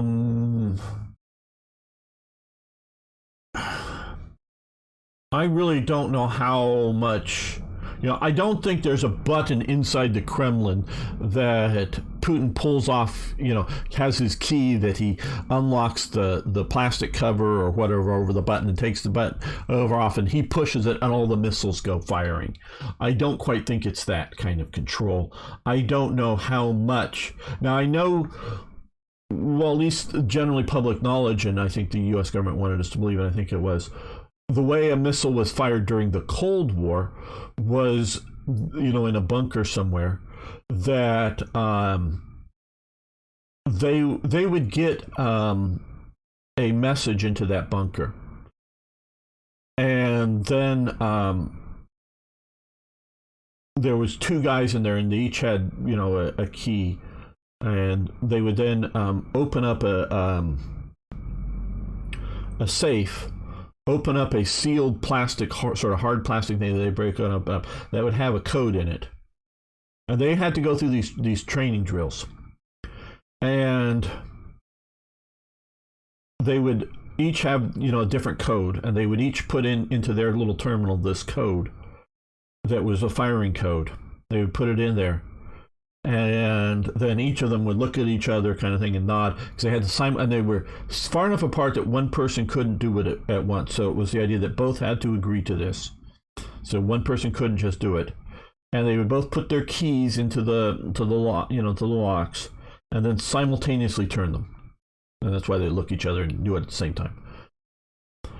And most of the time it was just a training mission, because the code they put in was a training code that wouldn't fire the missile. So it wasn't just, turn the key and push the button. It was put in the code. And so they don't know of all the little plastic things, which one has, is it the yellow one, the green one, the red one, or whatever, however they were distinguished, which one had the actual firing code in it. And it wasn't so simple as yellow was practice and red was fire. It was whatever it was. So this way that they got guys psychologically ready to and do the thing that they don't know if this is going to launch a missile or not. Or it could be even a test launch, fire a missile somewhere, because we used to test fire missiles that would launch and go somewhere, just one missile. And so they, and maybe the warhead on it is not nuclear, just to test fire it. So to get these guys psychologically ready to push the button and know that they would. And so if they failed to do it, they would be, either the individual or the team would be out from doing the stuff. So, and the whole idea of these guys in that bunker, once they entered that bunker for however many days that they literally had no contact outside. So they weren't like on the internet or on the radio or whatever to get news. So they were isolated. So they don't know if world tension is building up. They don't know that, the Soviet Union has pushed into, Western Germany, or West Germany at the time, and Warsaw Pact forces are going. They don't know that there could be a war raging, sitting in their bunker. They would be entirely oblivious to. They would know about it, the day before, going into the bunker, and swapping out the crews. I think they were down like for 2 weeks or 30 days, or I don't know, but it was some period like that. So they may know that world tension is rising up a bit. But once they get down in there, they don't know, and they wanted to keep them psychologically isolated. They don't know that the world tension is building or not. So that, and they would, sort of be conditioned and trained, and they did a lot of psychological testing to find men that would be willing to push the button and fire the weapons. And realizing that they had to be ready to do this, and everyone had to be ready to do this as a deterrent, so the Soviets knew that they wouldn't fire. Now, so that's how it was during the Cold War. In the old computer technology, I don't know what it is like today. So I don't know what what launching abilities, short of Putin showing up at because I guess he could jump on an airplane that has a bomb on it, or a cruise missile or something launched from the aircraft, or showing up at a missile silo, because they also have mobile trucks that have nuclear missiles, showing at one of them and ordering them to fire. And of course, if they have some guns, they could easily shoot back, or whatever. So I don't know what ability to control. Now, when there was supposedly some sort of war game that was done, and they knew it was a war game, and I think it was with Reagan and Gorbachev, both of them refused to order the counterstrike when they sort of war gamed out. And I don't quite know I don't know enough detail about that. Maybe I shouldn't bring that up. But so, yeah, I don't know how much control Putin would have on this. Saying, you're crazy gamer, I know you have a great knowledge, and that's why I ask. Yeah, I know, but somebody else may be saying that here, and I know you're not, Arno. Okay. Thanks for posting those. I have to disagree slightly. There is a difference between old documents and recent. Trump was president 2 years ago. Absolutely, OCB, but we don't know what those documents were. And the mere fact that they're classified, they were locked in a secure room. And he, and it may be all information that he, it's not, and he could have declassified all those documents. So we don't know what those documents were. They're not telling us not just what's in them because it's classified. They're not even telling us really what those documents were. And like I say, the mere fact that they have classified stamped on them doesn't mean that they're still classified. And the president has unlimited ability to declassify anything at any moment. So Trump could have declassified all of those documents, not formally, because there is a formal process so that other people can do it, because a president can tell any secret that he knows to anybody, because he could be negotiating with the head of the Soviet Union and goes, we know you have 10 missiles in this silo.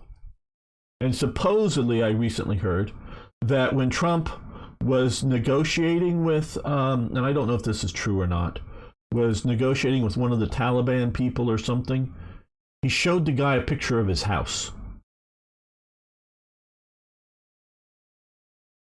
And you don't shoot it, you don't Taliban, stop shooting at our troops.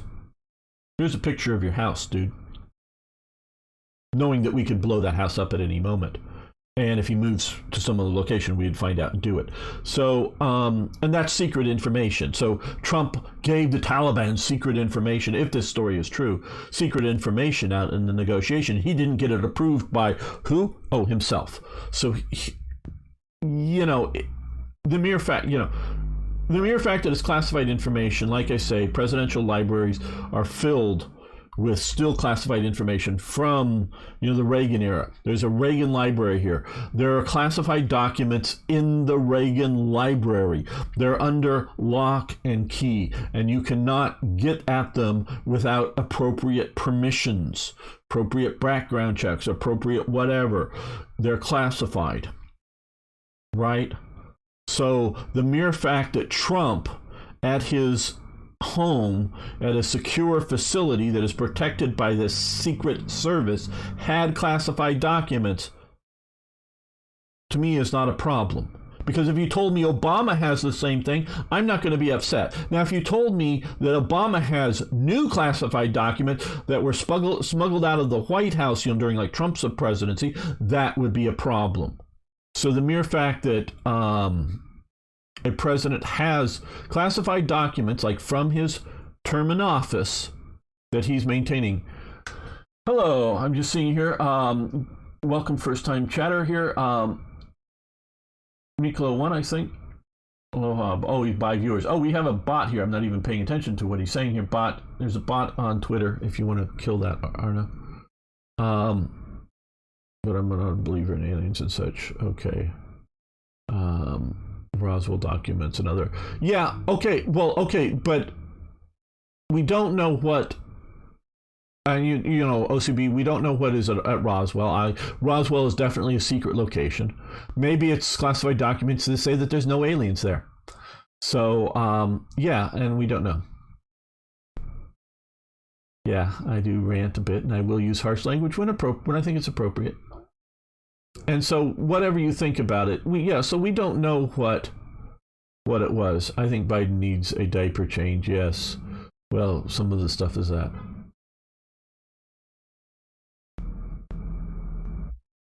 Yeah, or they had Gems kill them. Okay, don't know mothership stuff.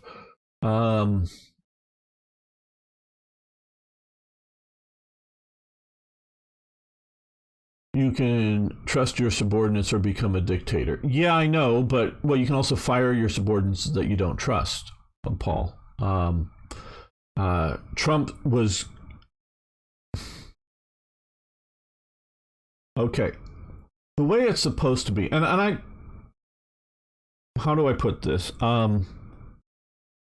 I've worked for congressmen, meaning, and more in the political campaign sense, in the sense that he's now a former congressman, but I would drive him around Southern California, was part of my jobs and duties. And so he and I were sitting in the car for 45 minutes or an hour driving through LA traffic. So talking to a U.S. congressman, I've known, in that way I've had private long conversations with congressmen way back in my 20s, years ago now.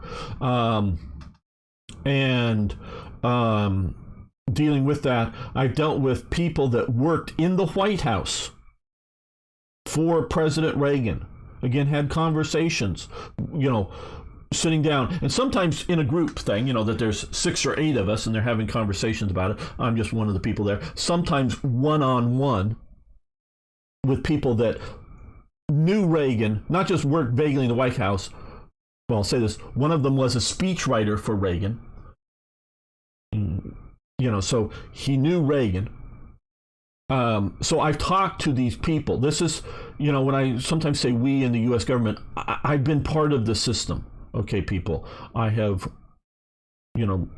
talked to congressmen, known people that, and when I was dealing with in the White House, Reagan was still president at the time, though they had left the White House formally employment. So some of my information, as in how things work, are a bit out of date. But I've talked to these people about these things, and I've met people around, that are well-known personalities in American history. And dealing with the White House. So I know some of these people. So the way it's supposed to work is that you hire somebody, like to be an advisor, or like Secretary of State or Secretary of Defense. And they have their own, and a lot of them are, been on the talk show circuits and have a lot of well-known positions. And have a lot of experience, and you hire them because you believe they can do a good job. But what they're supposed to do is, even though they have their own, like, we should be more troops to Iraq, but once they come working for the president, and there should, within the meetings with the president, again, like I say, I've talked to people about how these things work, as well as seeing documentaries and other things on TV. But I've had personal conversations. You're supposed to advocate for your, like, we need to, send more troops to Iraq, or we need to get all the troops out of Iraq, or whatever it may be. Or we should embargo some country, or freeze their assets, or maybe we unfreeze their assets and they'll behave better. You're supposed to argue for your viewpoints and your opinions. But once the decision is made, you're supposed to shut up, follow orders, and when you do speak the new party line, whatever it is. And then when maybe the new plan doesn't work out, you change plans, you speak the new line. But you're supposed to do the job you're told to do. And then afterwards, 10 years later or whatever, you can write your autobiography and tell everybody what you said to the president. I advised him to do this and it worked out well, and I said to do something else, but he didn't follow my advice and it didn't work out well. So all these guys, these secretaries of whatever, most of them have books out there, and they're all giving their point of view, where when they think they got it right, and it went right, or they got it right, but their advice wasn't followed. And that's when you tell the details. And everybody knows in Washington that if you can write a good book, maybe have a ghostwriter, but tell a good story of things, that you will. But while the policies are going on, you do what they do. Well, a bunch of people that Trump hired because he saw them on Fox News and other people recommended them didn't like Trump's agenda and didn't do the either I'm resigning, well, I can't support that. And the other thing is, if it's something that you can't support, you're supposed to say, I can't support that, Mr. President. And he's going to, well, are you going to give me your resignation letter? Absolutely, Mr. President. I'll write that up and have it over to you in an hour. And, and it can be a simple I've got to resign to go, spend more time with my family letter, or it could be I can't support the policy of allowing allowing importing of Chinese goods because of slave labor in China. I can't support that, or or whatever it might be. And so it can be a damning letter to the president's policies, but you're supposed to write that letter and publish it. And without giving out secret information, you can then come out and go, hey, blah, blah, blah. Here's where I think the president is all wrong. And after you left. But while you're in there, you're supposed to follow whatever the policy is once that policy has been set. And that's what we didn't see with Bush. So let's continue on. It has not become a dictator, because I'll tell you, with Trump, he's right now under civil indictment, a civil case, not a criminal. Please note, people are talking about Trump because the attorney general, basically it's elected position. All it needs, I don't even know if technically you need to be a lawyer, but generally you need to be a lawyer. You generally are. And it is voted for an elected position in the state of New York. The attorney general has indicted President Trump, and you call him President Trump like you call him President Obama, President Trump and his adult children for fraud charges, dealing with some Trump businesses, I think maybe Trump University or something like that, before he's president, from times before he's president. This is my understanding. I don't know all the details, but it is a civil, not a criminal case, as far as I know. Meaning that if he is convicted of these fraud charges in the civil case, Trump doesn't go to jail because it's civil. He pays a fucking fine. Okay? My understanding is, if I sue, a company, I got close to it once here on YouTube because I got a copyright strike for music on a video that I knew I had every right to use in one of these companies, and I told them I'll sue them if they let the claim lapse, and I won. But I got the documentation from Slytherin. Thanks, Slytherin. I made them aware of this and asked for the stuff, and they sent me over scanned in copies of the signed documents to use the music. But that wasn't good enough when I applied for it. But they ended up not fighting the thing, but I was willing to go to court and sue them over it because I was pissed off enough. And it wasn't about the money, because none of these videos make enough money to deal with the cause of suing it. It was just out of vengeance. But so, meaning that's taking to civil court case. So the worst that company, for making an illegal claim against me, would maybe pay me some money, And so my understanding, and somebody can correct me now or later wrong, the fraud case that they brought against Trump and his family and his businesses are all based upon civil litigation, that an attorney general can file a civil claim, and it can be sort of as if instead of an actual class action, he can be doing it, the civil case, on behalf of the residents of the state of New York instead of an individual in the state of New York. The attorney general can civilly, indict, if you will, over that. So my understanding, it's a civil, not a criminal offense over it. So yeah, so the president has been indicted for fraud. And it could just be, hey, if you sign up for this course, you'll become rich, that Trump said one day. And a bunch of people that signed up for the course and paid money didn't become rich. And that's fraud. Well, okay, that technically may be fraud. But really, that's what you're going after Trump for, if you're at all concerned. So, and get back to it, I don't know of a single illegal action that Trump did as president. That would be a dictator doing an illegal action. Everything that he may have said that I'm just going to have him do this, in something. Well, that would be illegal. You look at And Trump, maybe because he's not used to this, and yeah, well, he didn't do it because he found out his statement at some speech was, well, if he ordered them to order the military to do something, well, that would be illegal, Mr. President. Oh, okay. So he doesn't order them to do it because he finds out that it would be illegal. So yeah, he may have said a lot of things that if he followed through on them would be illegal, but nothing that he did, as far as I know.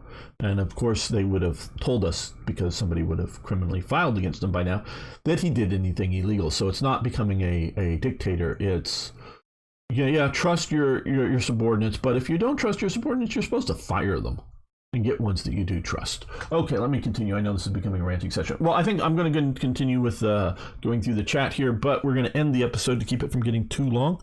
Already gotten 2-hour episode here, so thank you so much. We'll see you next time for, yes, more Hearts of Iron. Well, not quite a 2-hour episode, but I want to save again here. But I do want to address all of what you guys are saying, because I really do like interacting with you guys. Okay, you make 3 report, 1 worst case scenario, second base. Yeah, that kind of thing. You're absolutely okay. Oh, let me go back. Lost a former colleague in Ukraine. He died defending Cherniv against Russia. I have 2 former colleagues fighting for Russia, one in Wagner and the other in Russia.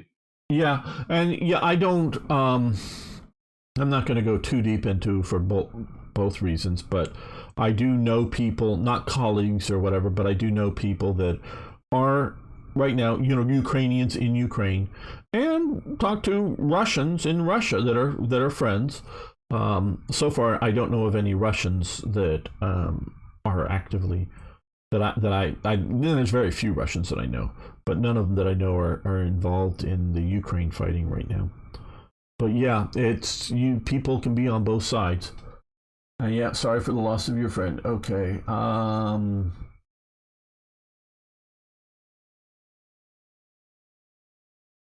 of this worked out. Yeah, payment's good. Very good to hear. OCB. Just going through. Thanks for all the links, Arno. Okay. You mean Twitch? Right. Oh, did I say the wrong thing, Arno? Yeah. So yeah, so that's my sort of rant on all of this. It's scary times we're living in, people.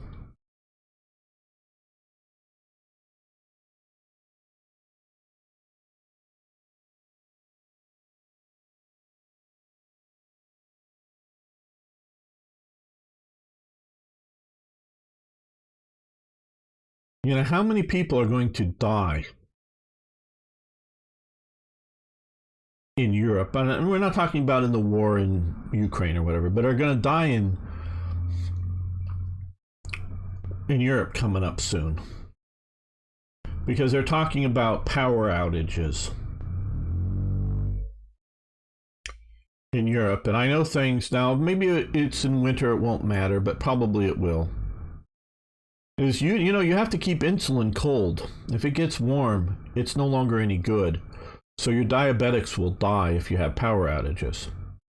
I know one of my cousins, she's a drug pusher. And I mean that quite literally. Now, a legal one. She pushes drugs to doctor's offices. But she maintains samples of the drugs that are prescription drugs that she keeps in her home because she hands them out to doctors to give to their patients. And at least one, maybe more than one, drug has to be maintained cold all the time. And when she takes it out to go to the doctor's office, she's literally puts them in a cooler.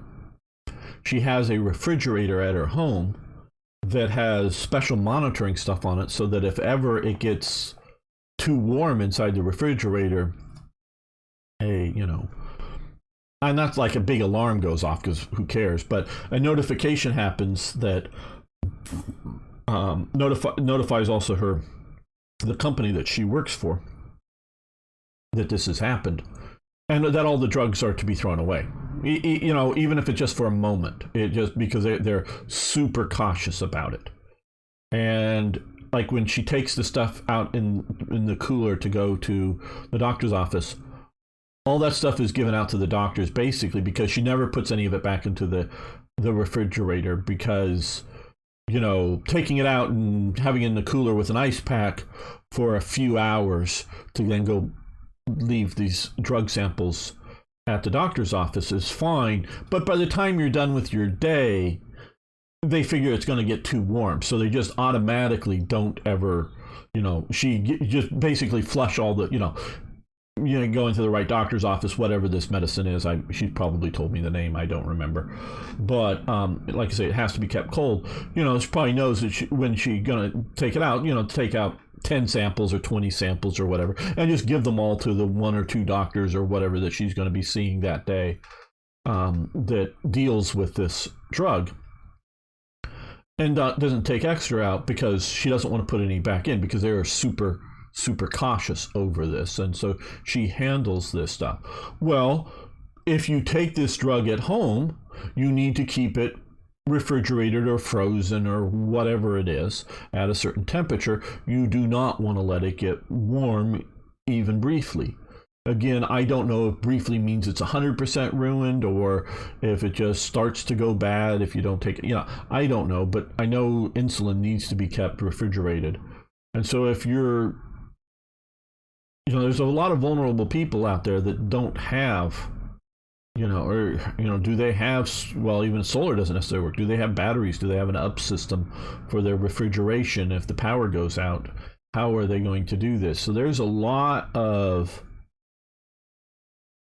scary shit that's going to be happening because of what's going on in Russia, because of what can happen with China. I mean, nothing, well, we see the possible coup in China right now. I don't know what's happening there. But yeah. Okay, let's get ready and make another episode here.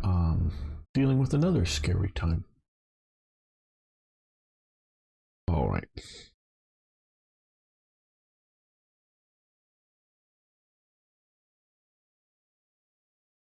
Welcome back, fellow armchair generals. This is Gamer 1745 here, and let me stop this and answer this question so we go straight into it. Hello, don't care about that. Okay, how you doing?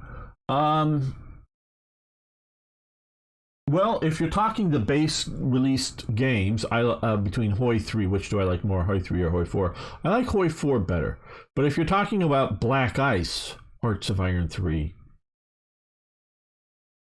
and Hoi 4, including Hoi 4 with mods like Black Ice, I like Hearts of Iron 3 Black Ice the most. Though Hoi 4 is getting better. They've got railways now, and they're getting ready to have divisional generals coming out in the next update. That's dropping soon, and things. So I'm liking the direction that Hoi 4 is going, and it is very close. There are things that I like better in Hoi 4 than Hoi 3. It is a very, very close. Don't care, but it is close, and Hoi 4 is getting better.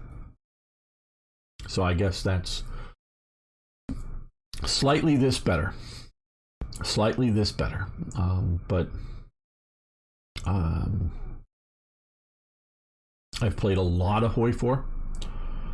The one thing I don't have a problem with people having it this way, having it that way, but I'm not so interested in these fantasy games. A lot of my friends, hey guys, remember our Discord server. If you're new around here, there's links to our Discord server that you can find opponents for playing, including Hoi 4. There's a lot of guys that play Hoi 4, but a lot of them are, you know, they also play EU4 and Victoria and other things too. They like to play fantasy games.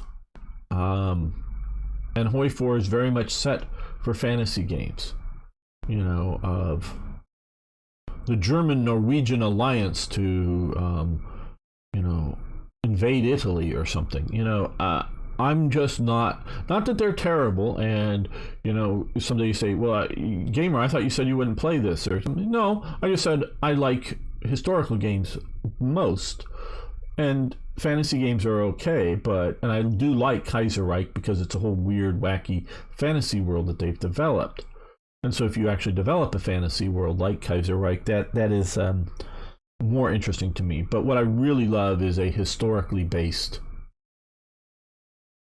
game that, yeah, I can give you a set of conditions way and when Spain might join the Axis and join the war.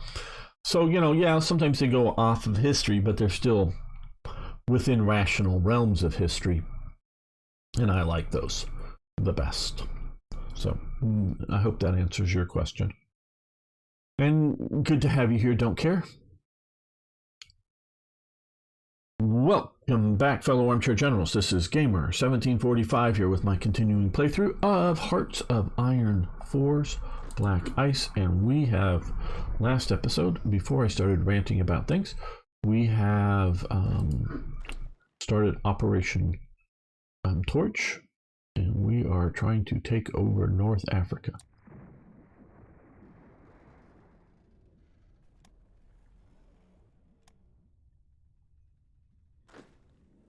Got them. This is, yeah. Okay, we've taken out a transport. You know what we're going to do? We're going to fly you, I think, back to the Honolulu. Okay, here. Rebase, yes, that's what we want to do.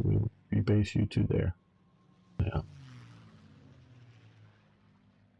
We have somewhere, I know I've deployed them. No, not those guys. These guys. We're going to deploy you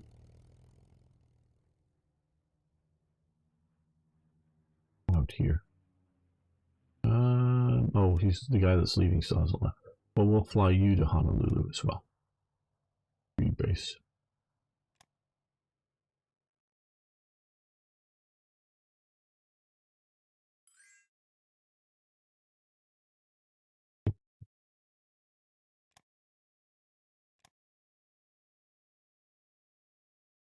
Yes, we can do more supplies. Unfortunately, we're still getting in some fuel. Okay, let's cut off the retreat there.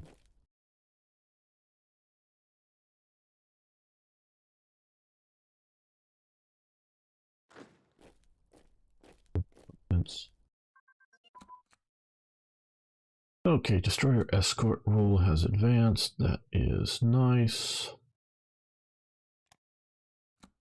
Let's do light cruiser escort.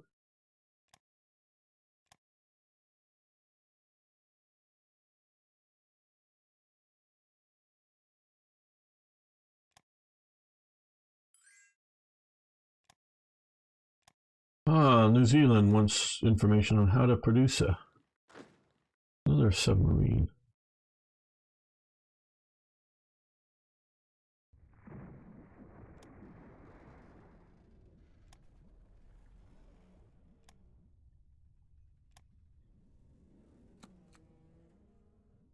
Okay, we've got a conclusion after victory.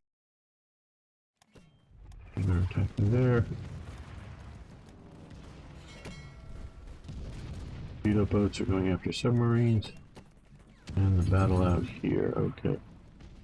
But we won that. That was the major victory, I think. You guys come up. You go there? No. Okay, right along there. Right like that. Okay, so we've overrun all of those French guys. Can you come all the way down to here? Yep. You go down that way, but you guys turn around and start heading back this way. I don't think we'll be invaded. But you know, that 7th Army has a lot of really cool units. It would make a nice, well, maybe we'll send an HQ over proper. Maybe the veteran ones.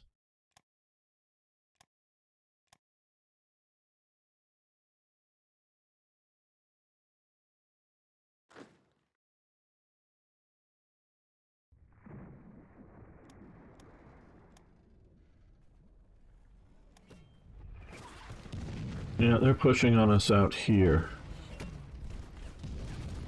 Fortunately, not very hard. And I don't think Italy's yet woken up to the reality of us being over here.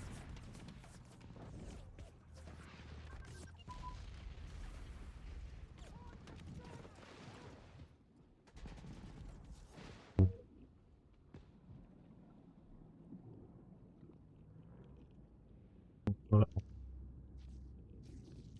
you know, guys, I think I'm going to go back to that last save. Yeah. I'm going to go back to that last save.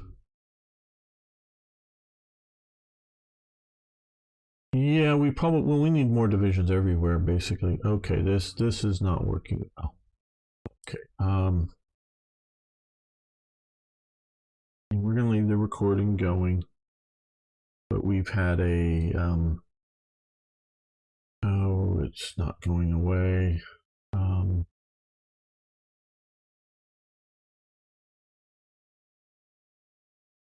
A brain fart by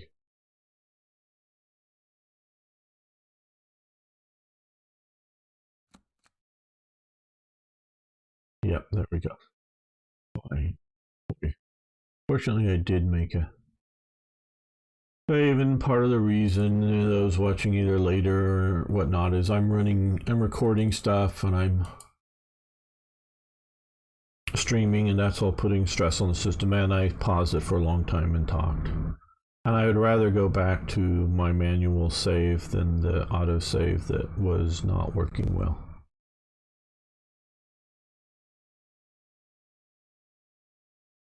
So you'll be seeing a picture again very shortly.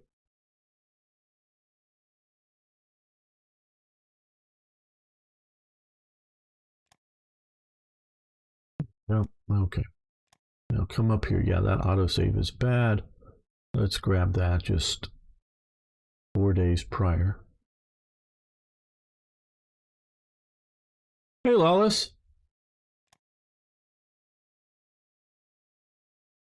Thanks for showing up. Do appreciate the support.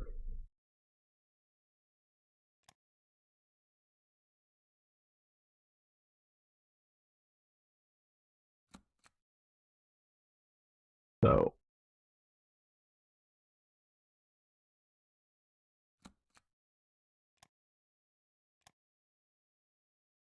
warmer motor device. Yeah, I agree. I've got all of my motorized that I've deployed except for, and okay, we're not, well, we've got, they're gonna go soon. I'm waiting for my big, waiting for this force to get back. But it is moving very slow because it is out of fuel, or thinking it is. And we will get the 3rd Cavalry Division over there as soon as we can.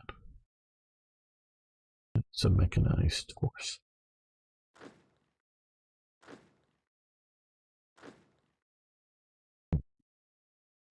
Continue here.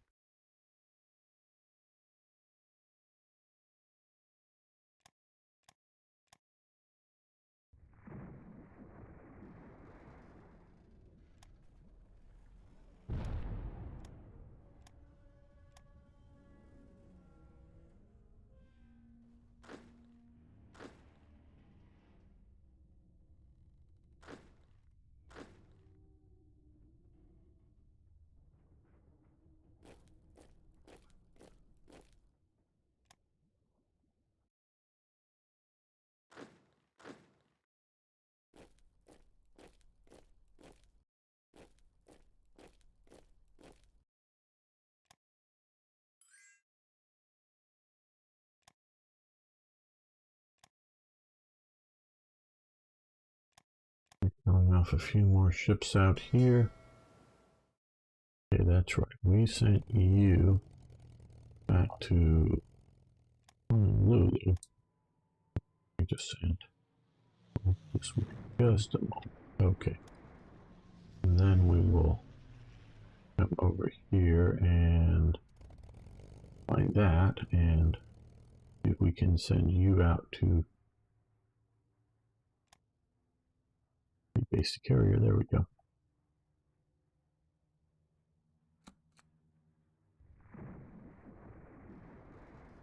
Okay, Australia, yeah, we'll trade. They may need our.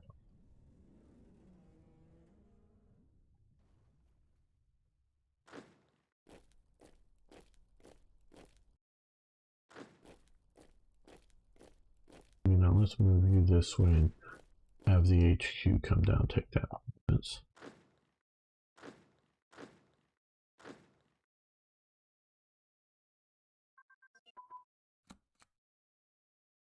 Okay, destroyer escort rule like we saw last time. Take that off and move that up to here. I'm going to make another save just in case there's some other problem.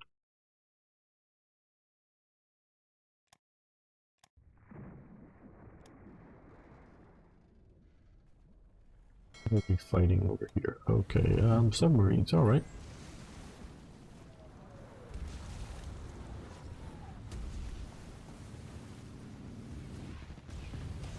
Okay, good.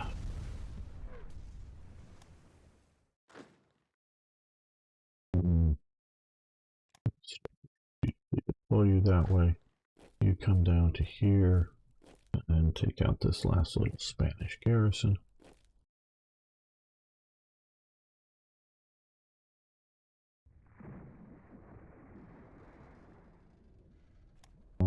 And okay, that is, oh no, we can go here, so no, we'll go this way. I don't want to turn this into British held territory. I want it to be American held for supply reasons.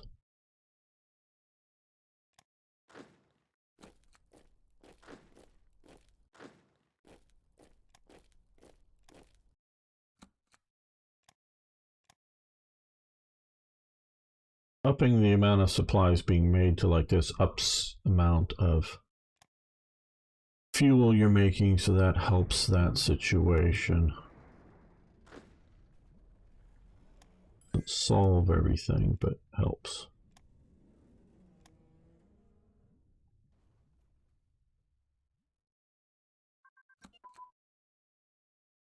There we go, let's say, yeah, good, that saved just fine. Okay, submarine crew training.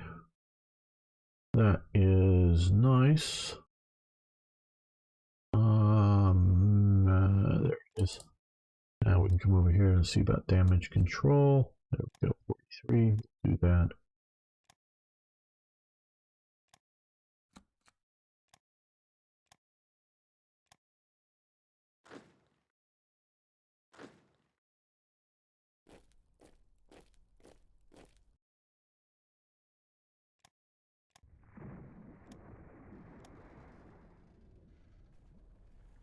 Two Italian submarines. Okay, snow begins to fall, but probably, well, maybe in the mountains in North Africa, but not in too many places there.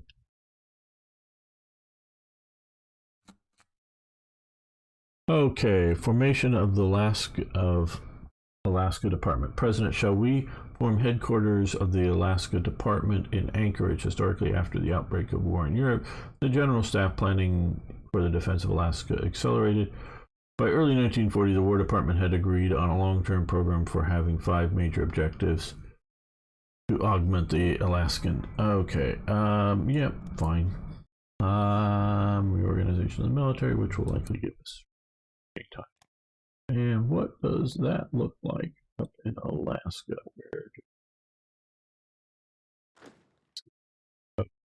Just a, oh, well, no, that, well, let's put the local U.S. Air Force under that.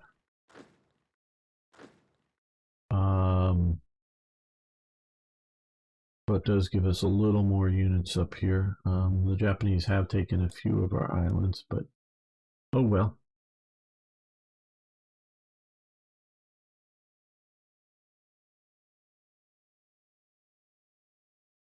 We need to hopefully get more fuel in the system here.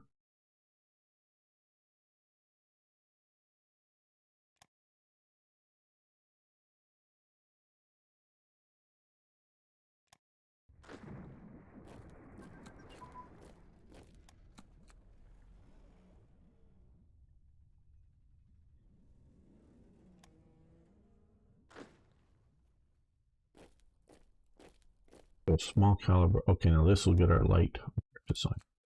This one.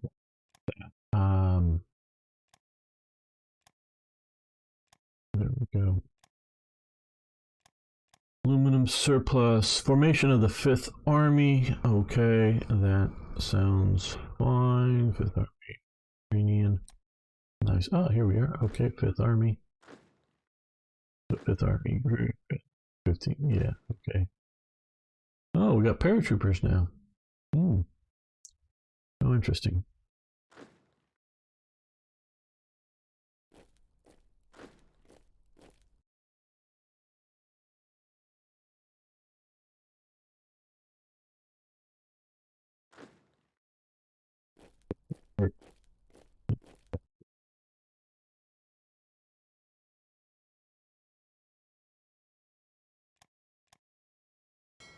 We look hunting the submarines, it looks like. Good.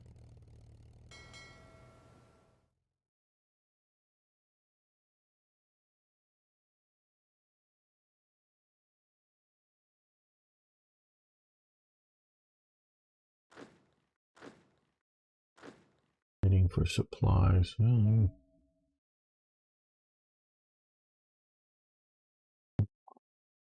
Supplies.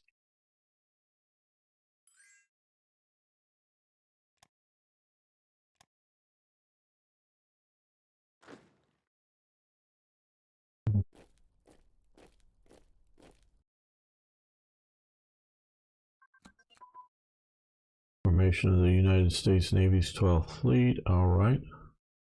Money, supplies. Yeah, we can afford that.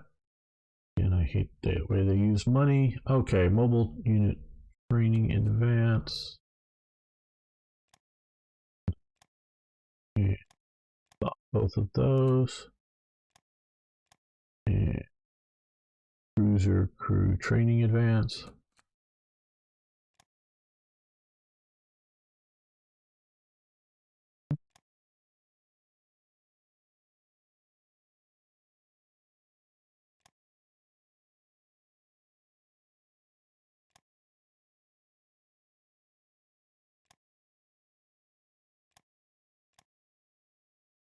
And strategic bombing tactics. And we are bombing Germany, so that's a good thing.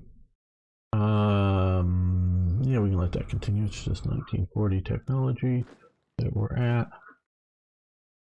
Okay, now they have, I guess, enough supplies. And once we get Algiers here, we can bring in more supplies in.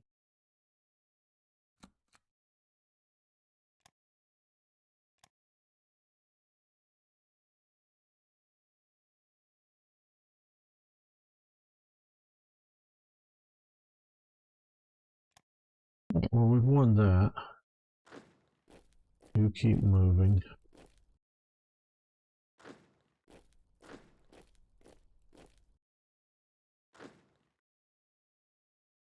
Oh, a lot of Vichy submarines. Don't know what's going to happen to them.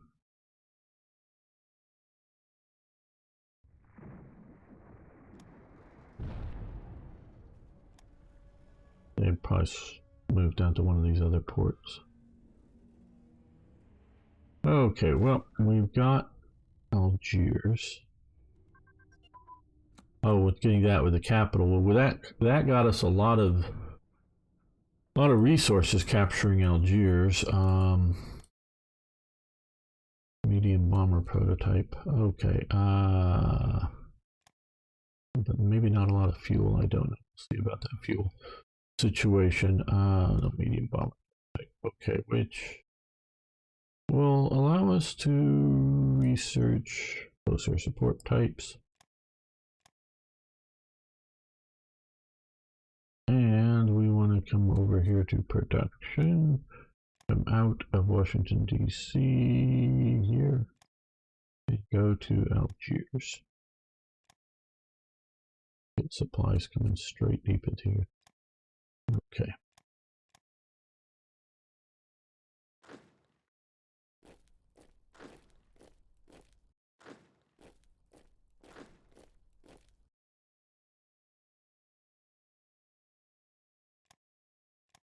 These are, of course, pathetically easy victories against the Vichy French, but hopefully won't be too bad once we get to the Italians with good supplies.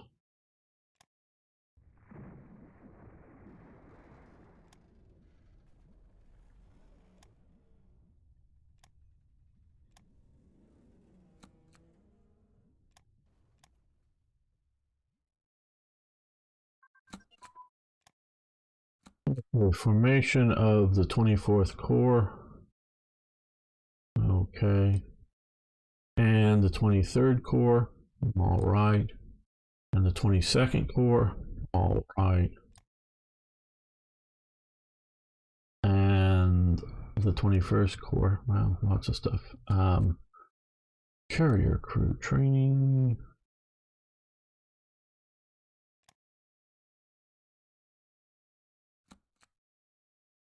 43 technology, so we want to research.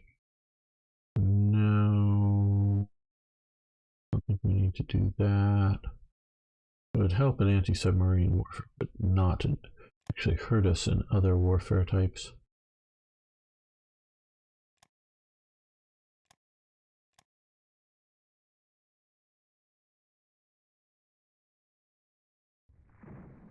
Okay, there we go. Some Italian-German forces that are probably triggered by this Operation Torch here. That, I think, is probably Remke's force. That's a, Africa Corps that are given over to the Italians, but obviously German. Well, before they actually start attacking, let's attack them. Don't want to give up the initiative.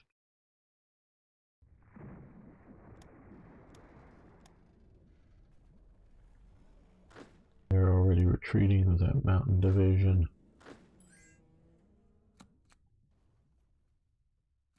Formation of the 20th Corps, certainly. Now, where is the 20th? I just wonder where these things are going up. Okay. Yeah. Okay. Here. Cool. Getting a lot of historical cores. Nice. I think that's a very good feature of Black Ice.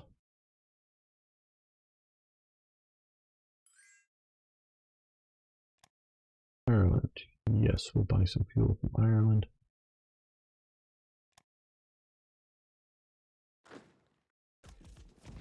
Okay, well now we're fighting the 10th and Hermann Goering. Well, this is more of a Hermann Goering division. I see that. Maybe Lucas.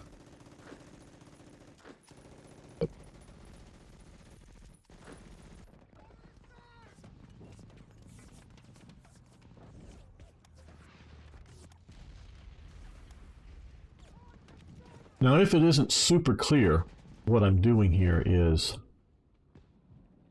instead of attacking this force, I'm pushing along here to cut them off from supply. No, no, you to continue this. I think that province doesn't have any infrastructure, so if we cut all these guys off and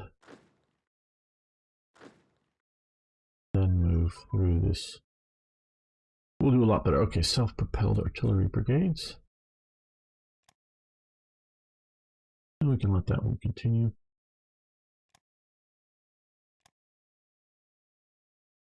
And down here, we're taking out this last garrison.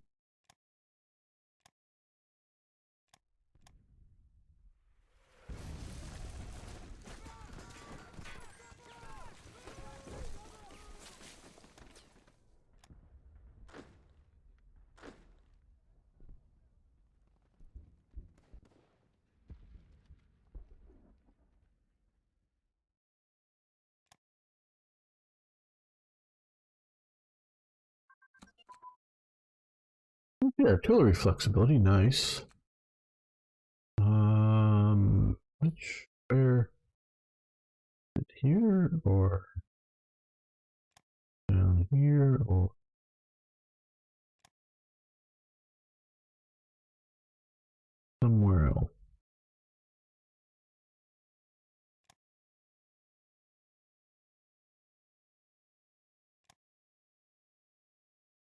I think it's,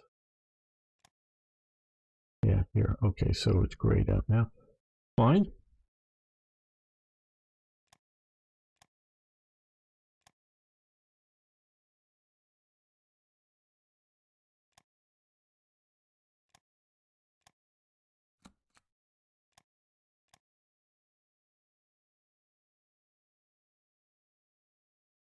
Yeah, we're going to even increase this a bit more.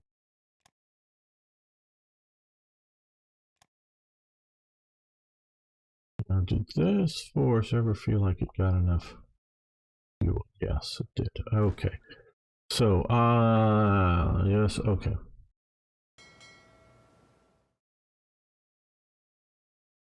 Yeah, okay. So what we're going to do is we're going to take this small force of destroyers,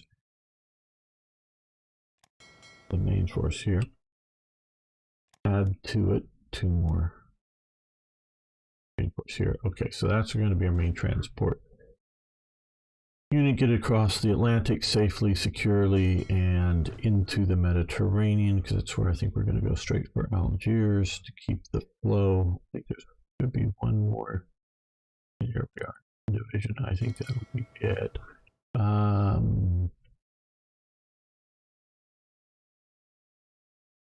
Okay, that's good. These guys go all the way across here, all the way over to here. Rebase. Should be just making sure that we have the supplies coming straight into there. Good. And that this is a, well, fairly major base.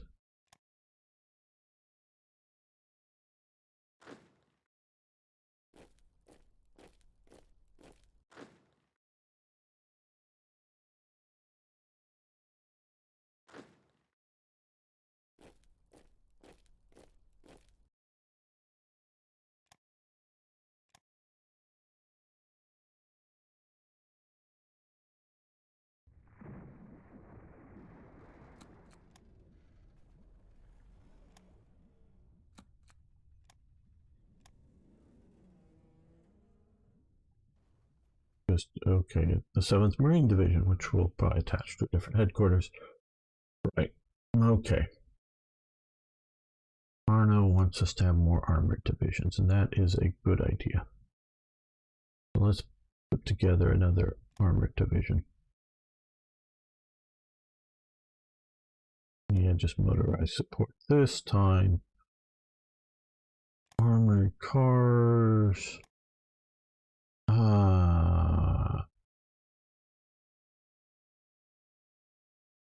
Well, how much? 15, yeah. I know it's going to be expensive, so let's get that into production eventually here.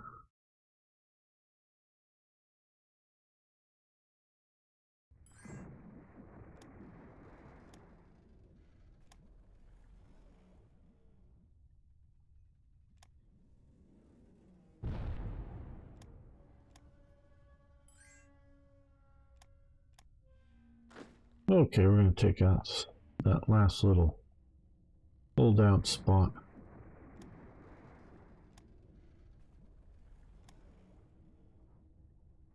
Of the Spanish.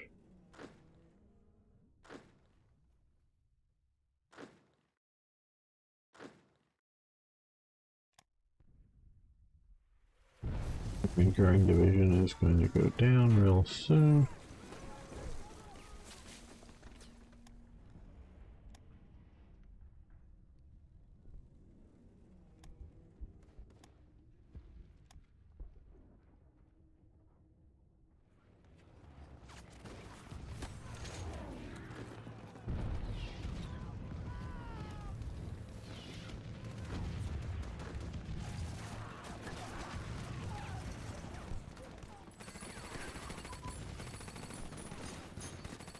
Okay, heavy bomber pilot training.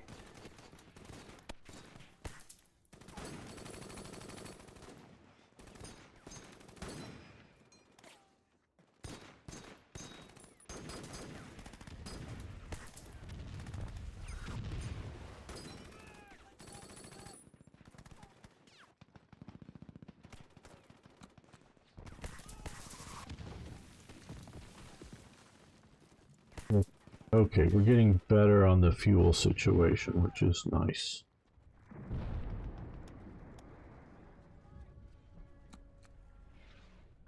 Uh-oh.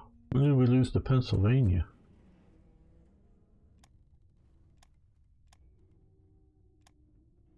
Had to be to air attacks or something. Oh, hell.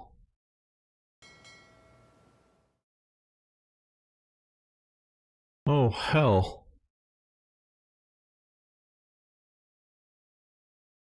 Oh, hell. Okay, well, I just haven't been paying attention to this well enough. On this note, we're going to end this episode here. I'm going to, because this battle is just happening, I'm going to come back to a save. I know it's sort of a cheesy thing to do, but we should have these carriers with them. Because if we had the carriers, because what's happening here is, yeah, this is the enemy carrier force coming in, sinking all of our stuff. And if I had the carriers there, we would be having a very different. No, that's cheating. Yeah, I just haven't been paying attention to the Pacific well enough to do that. And so, yeah. Gamer doesn't like this. Gamer doesn't like losing most of his fleet, and it's because of inattention over here and leaving these guys off here. So yeah, we're gonna end the episode here. Thanks so much. See you next time for more Hearts of Iron. All right. Well, I don't entirely disagree. Now, if I was paying attention, I would fully agree. But I just left these guys sitting here, figuring nothing was going to happen, and I shouldn't have, because these 5 carriers here should have full air groups and be with them, and then we would be just fine, I think. So yeah, but I think I'm going to end this a little short today. I'm a bit tired. Otherwise I'm doing good. It's just a bit tired here. So thanks, Arno. Thanks, OCB. Thanks, Lawless. You're probably already gone. Thanks, everyone, for hanging out with me. I will be back tomorrow and hopefully well rested for playing some War Thunder with Arno, with others, hopefully. We'll be driving tanks and blowing stuff up. So hopefully you'll join us then. And I think it's Tuesday I'm streaming for Slytherin, but not absolutely sure on that. So thanks, everyone. I really do appreciate hanging out with everybody. Glad you put up with my rantings and ravings. I hope they're fun to listen to. So see you next time, everybody. Navy, please. Quite possibly, Arno. Quite possibly. That, or maybe some air as well. We'll see about that. So see you next time.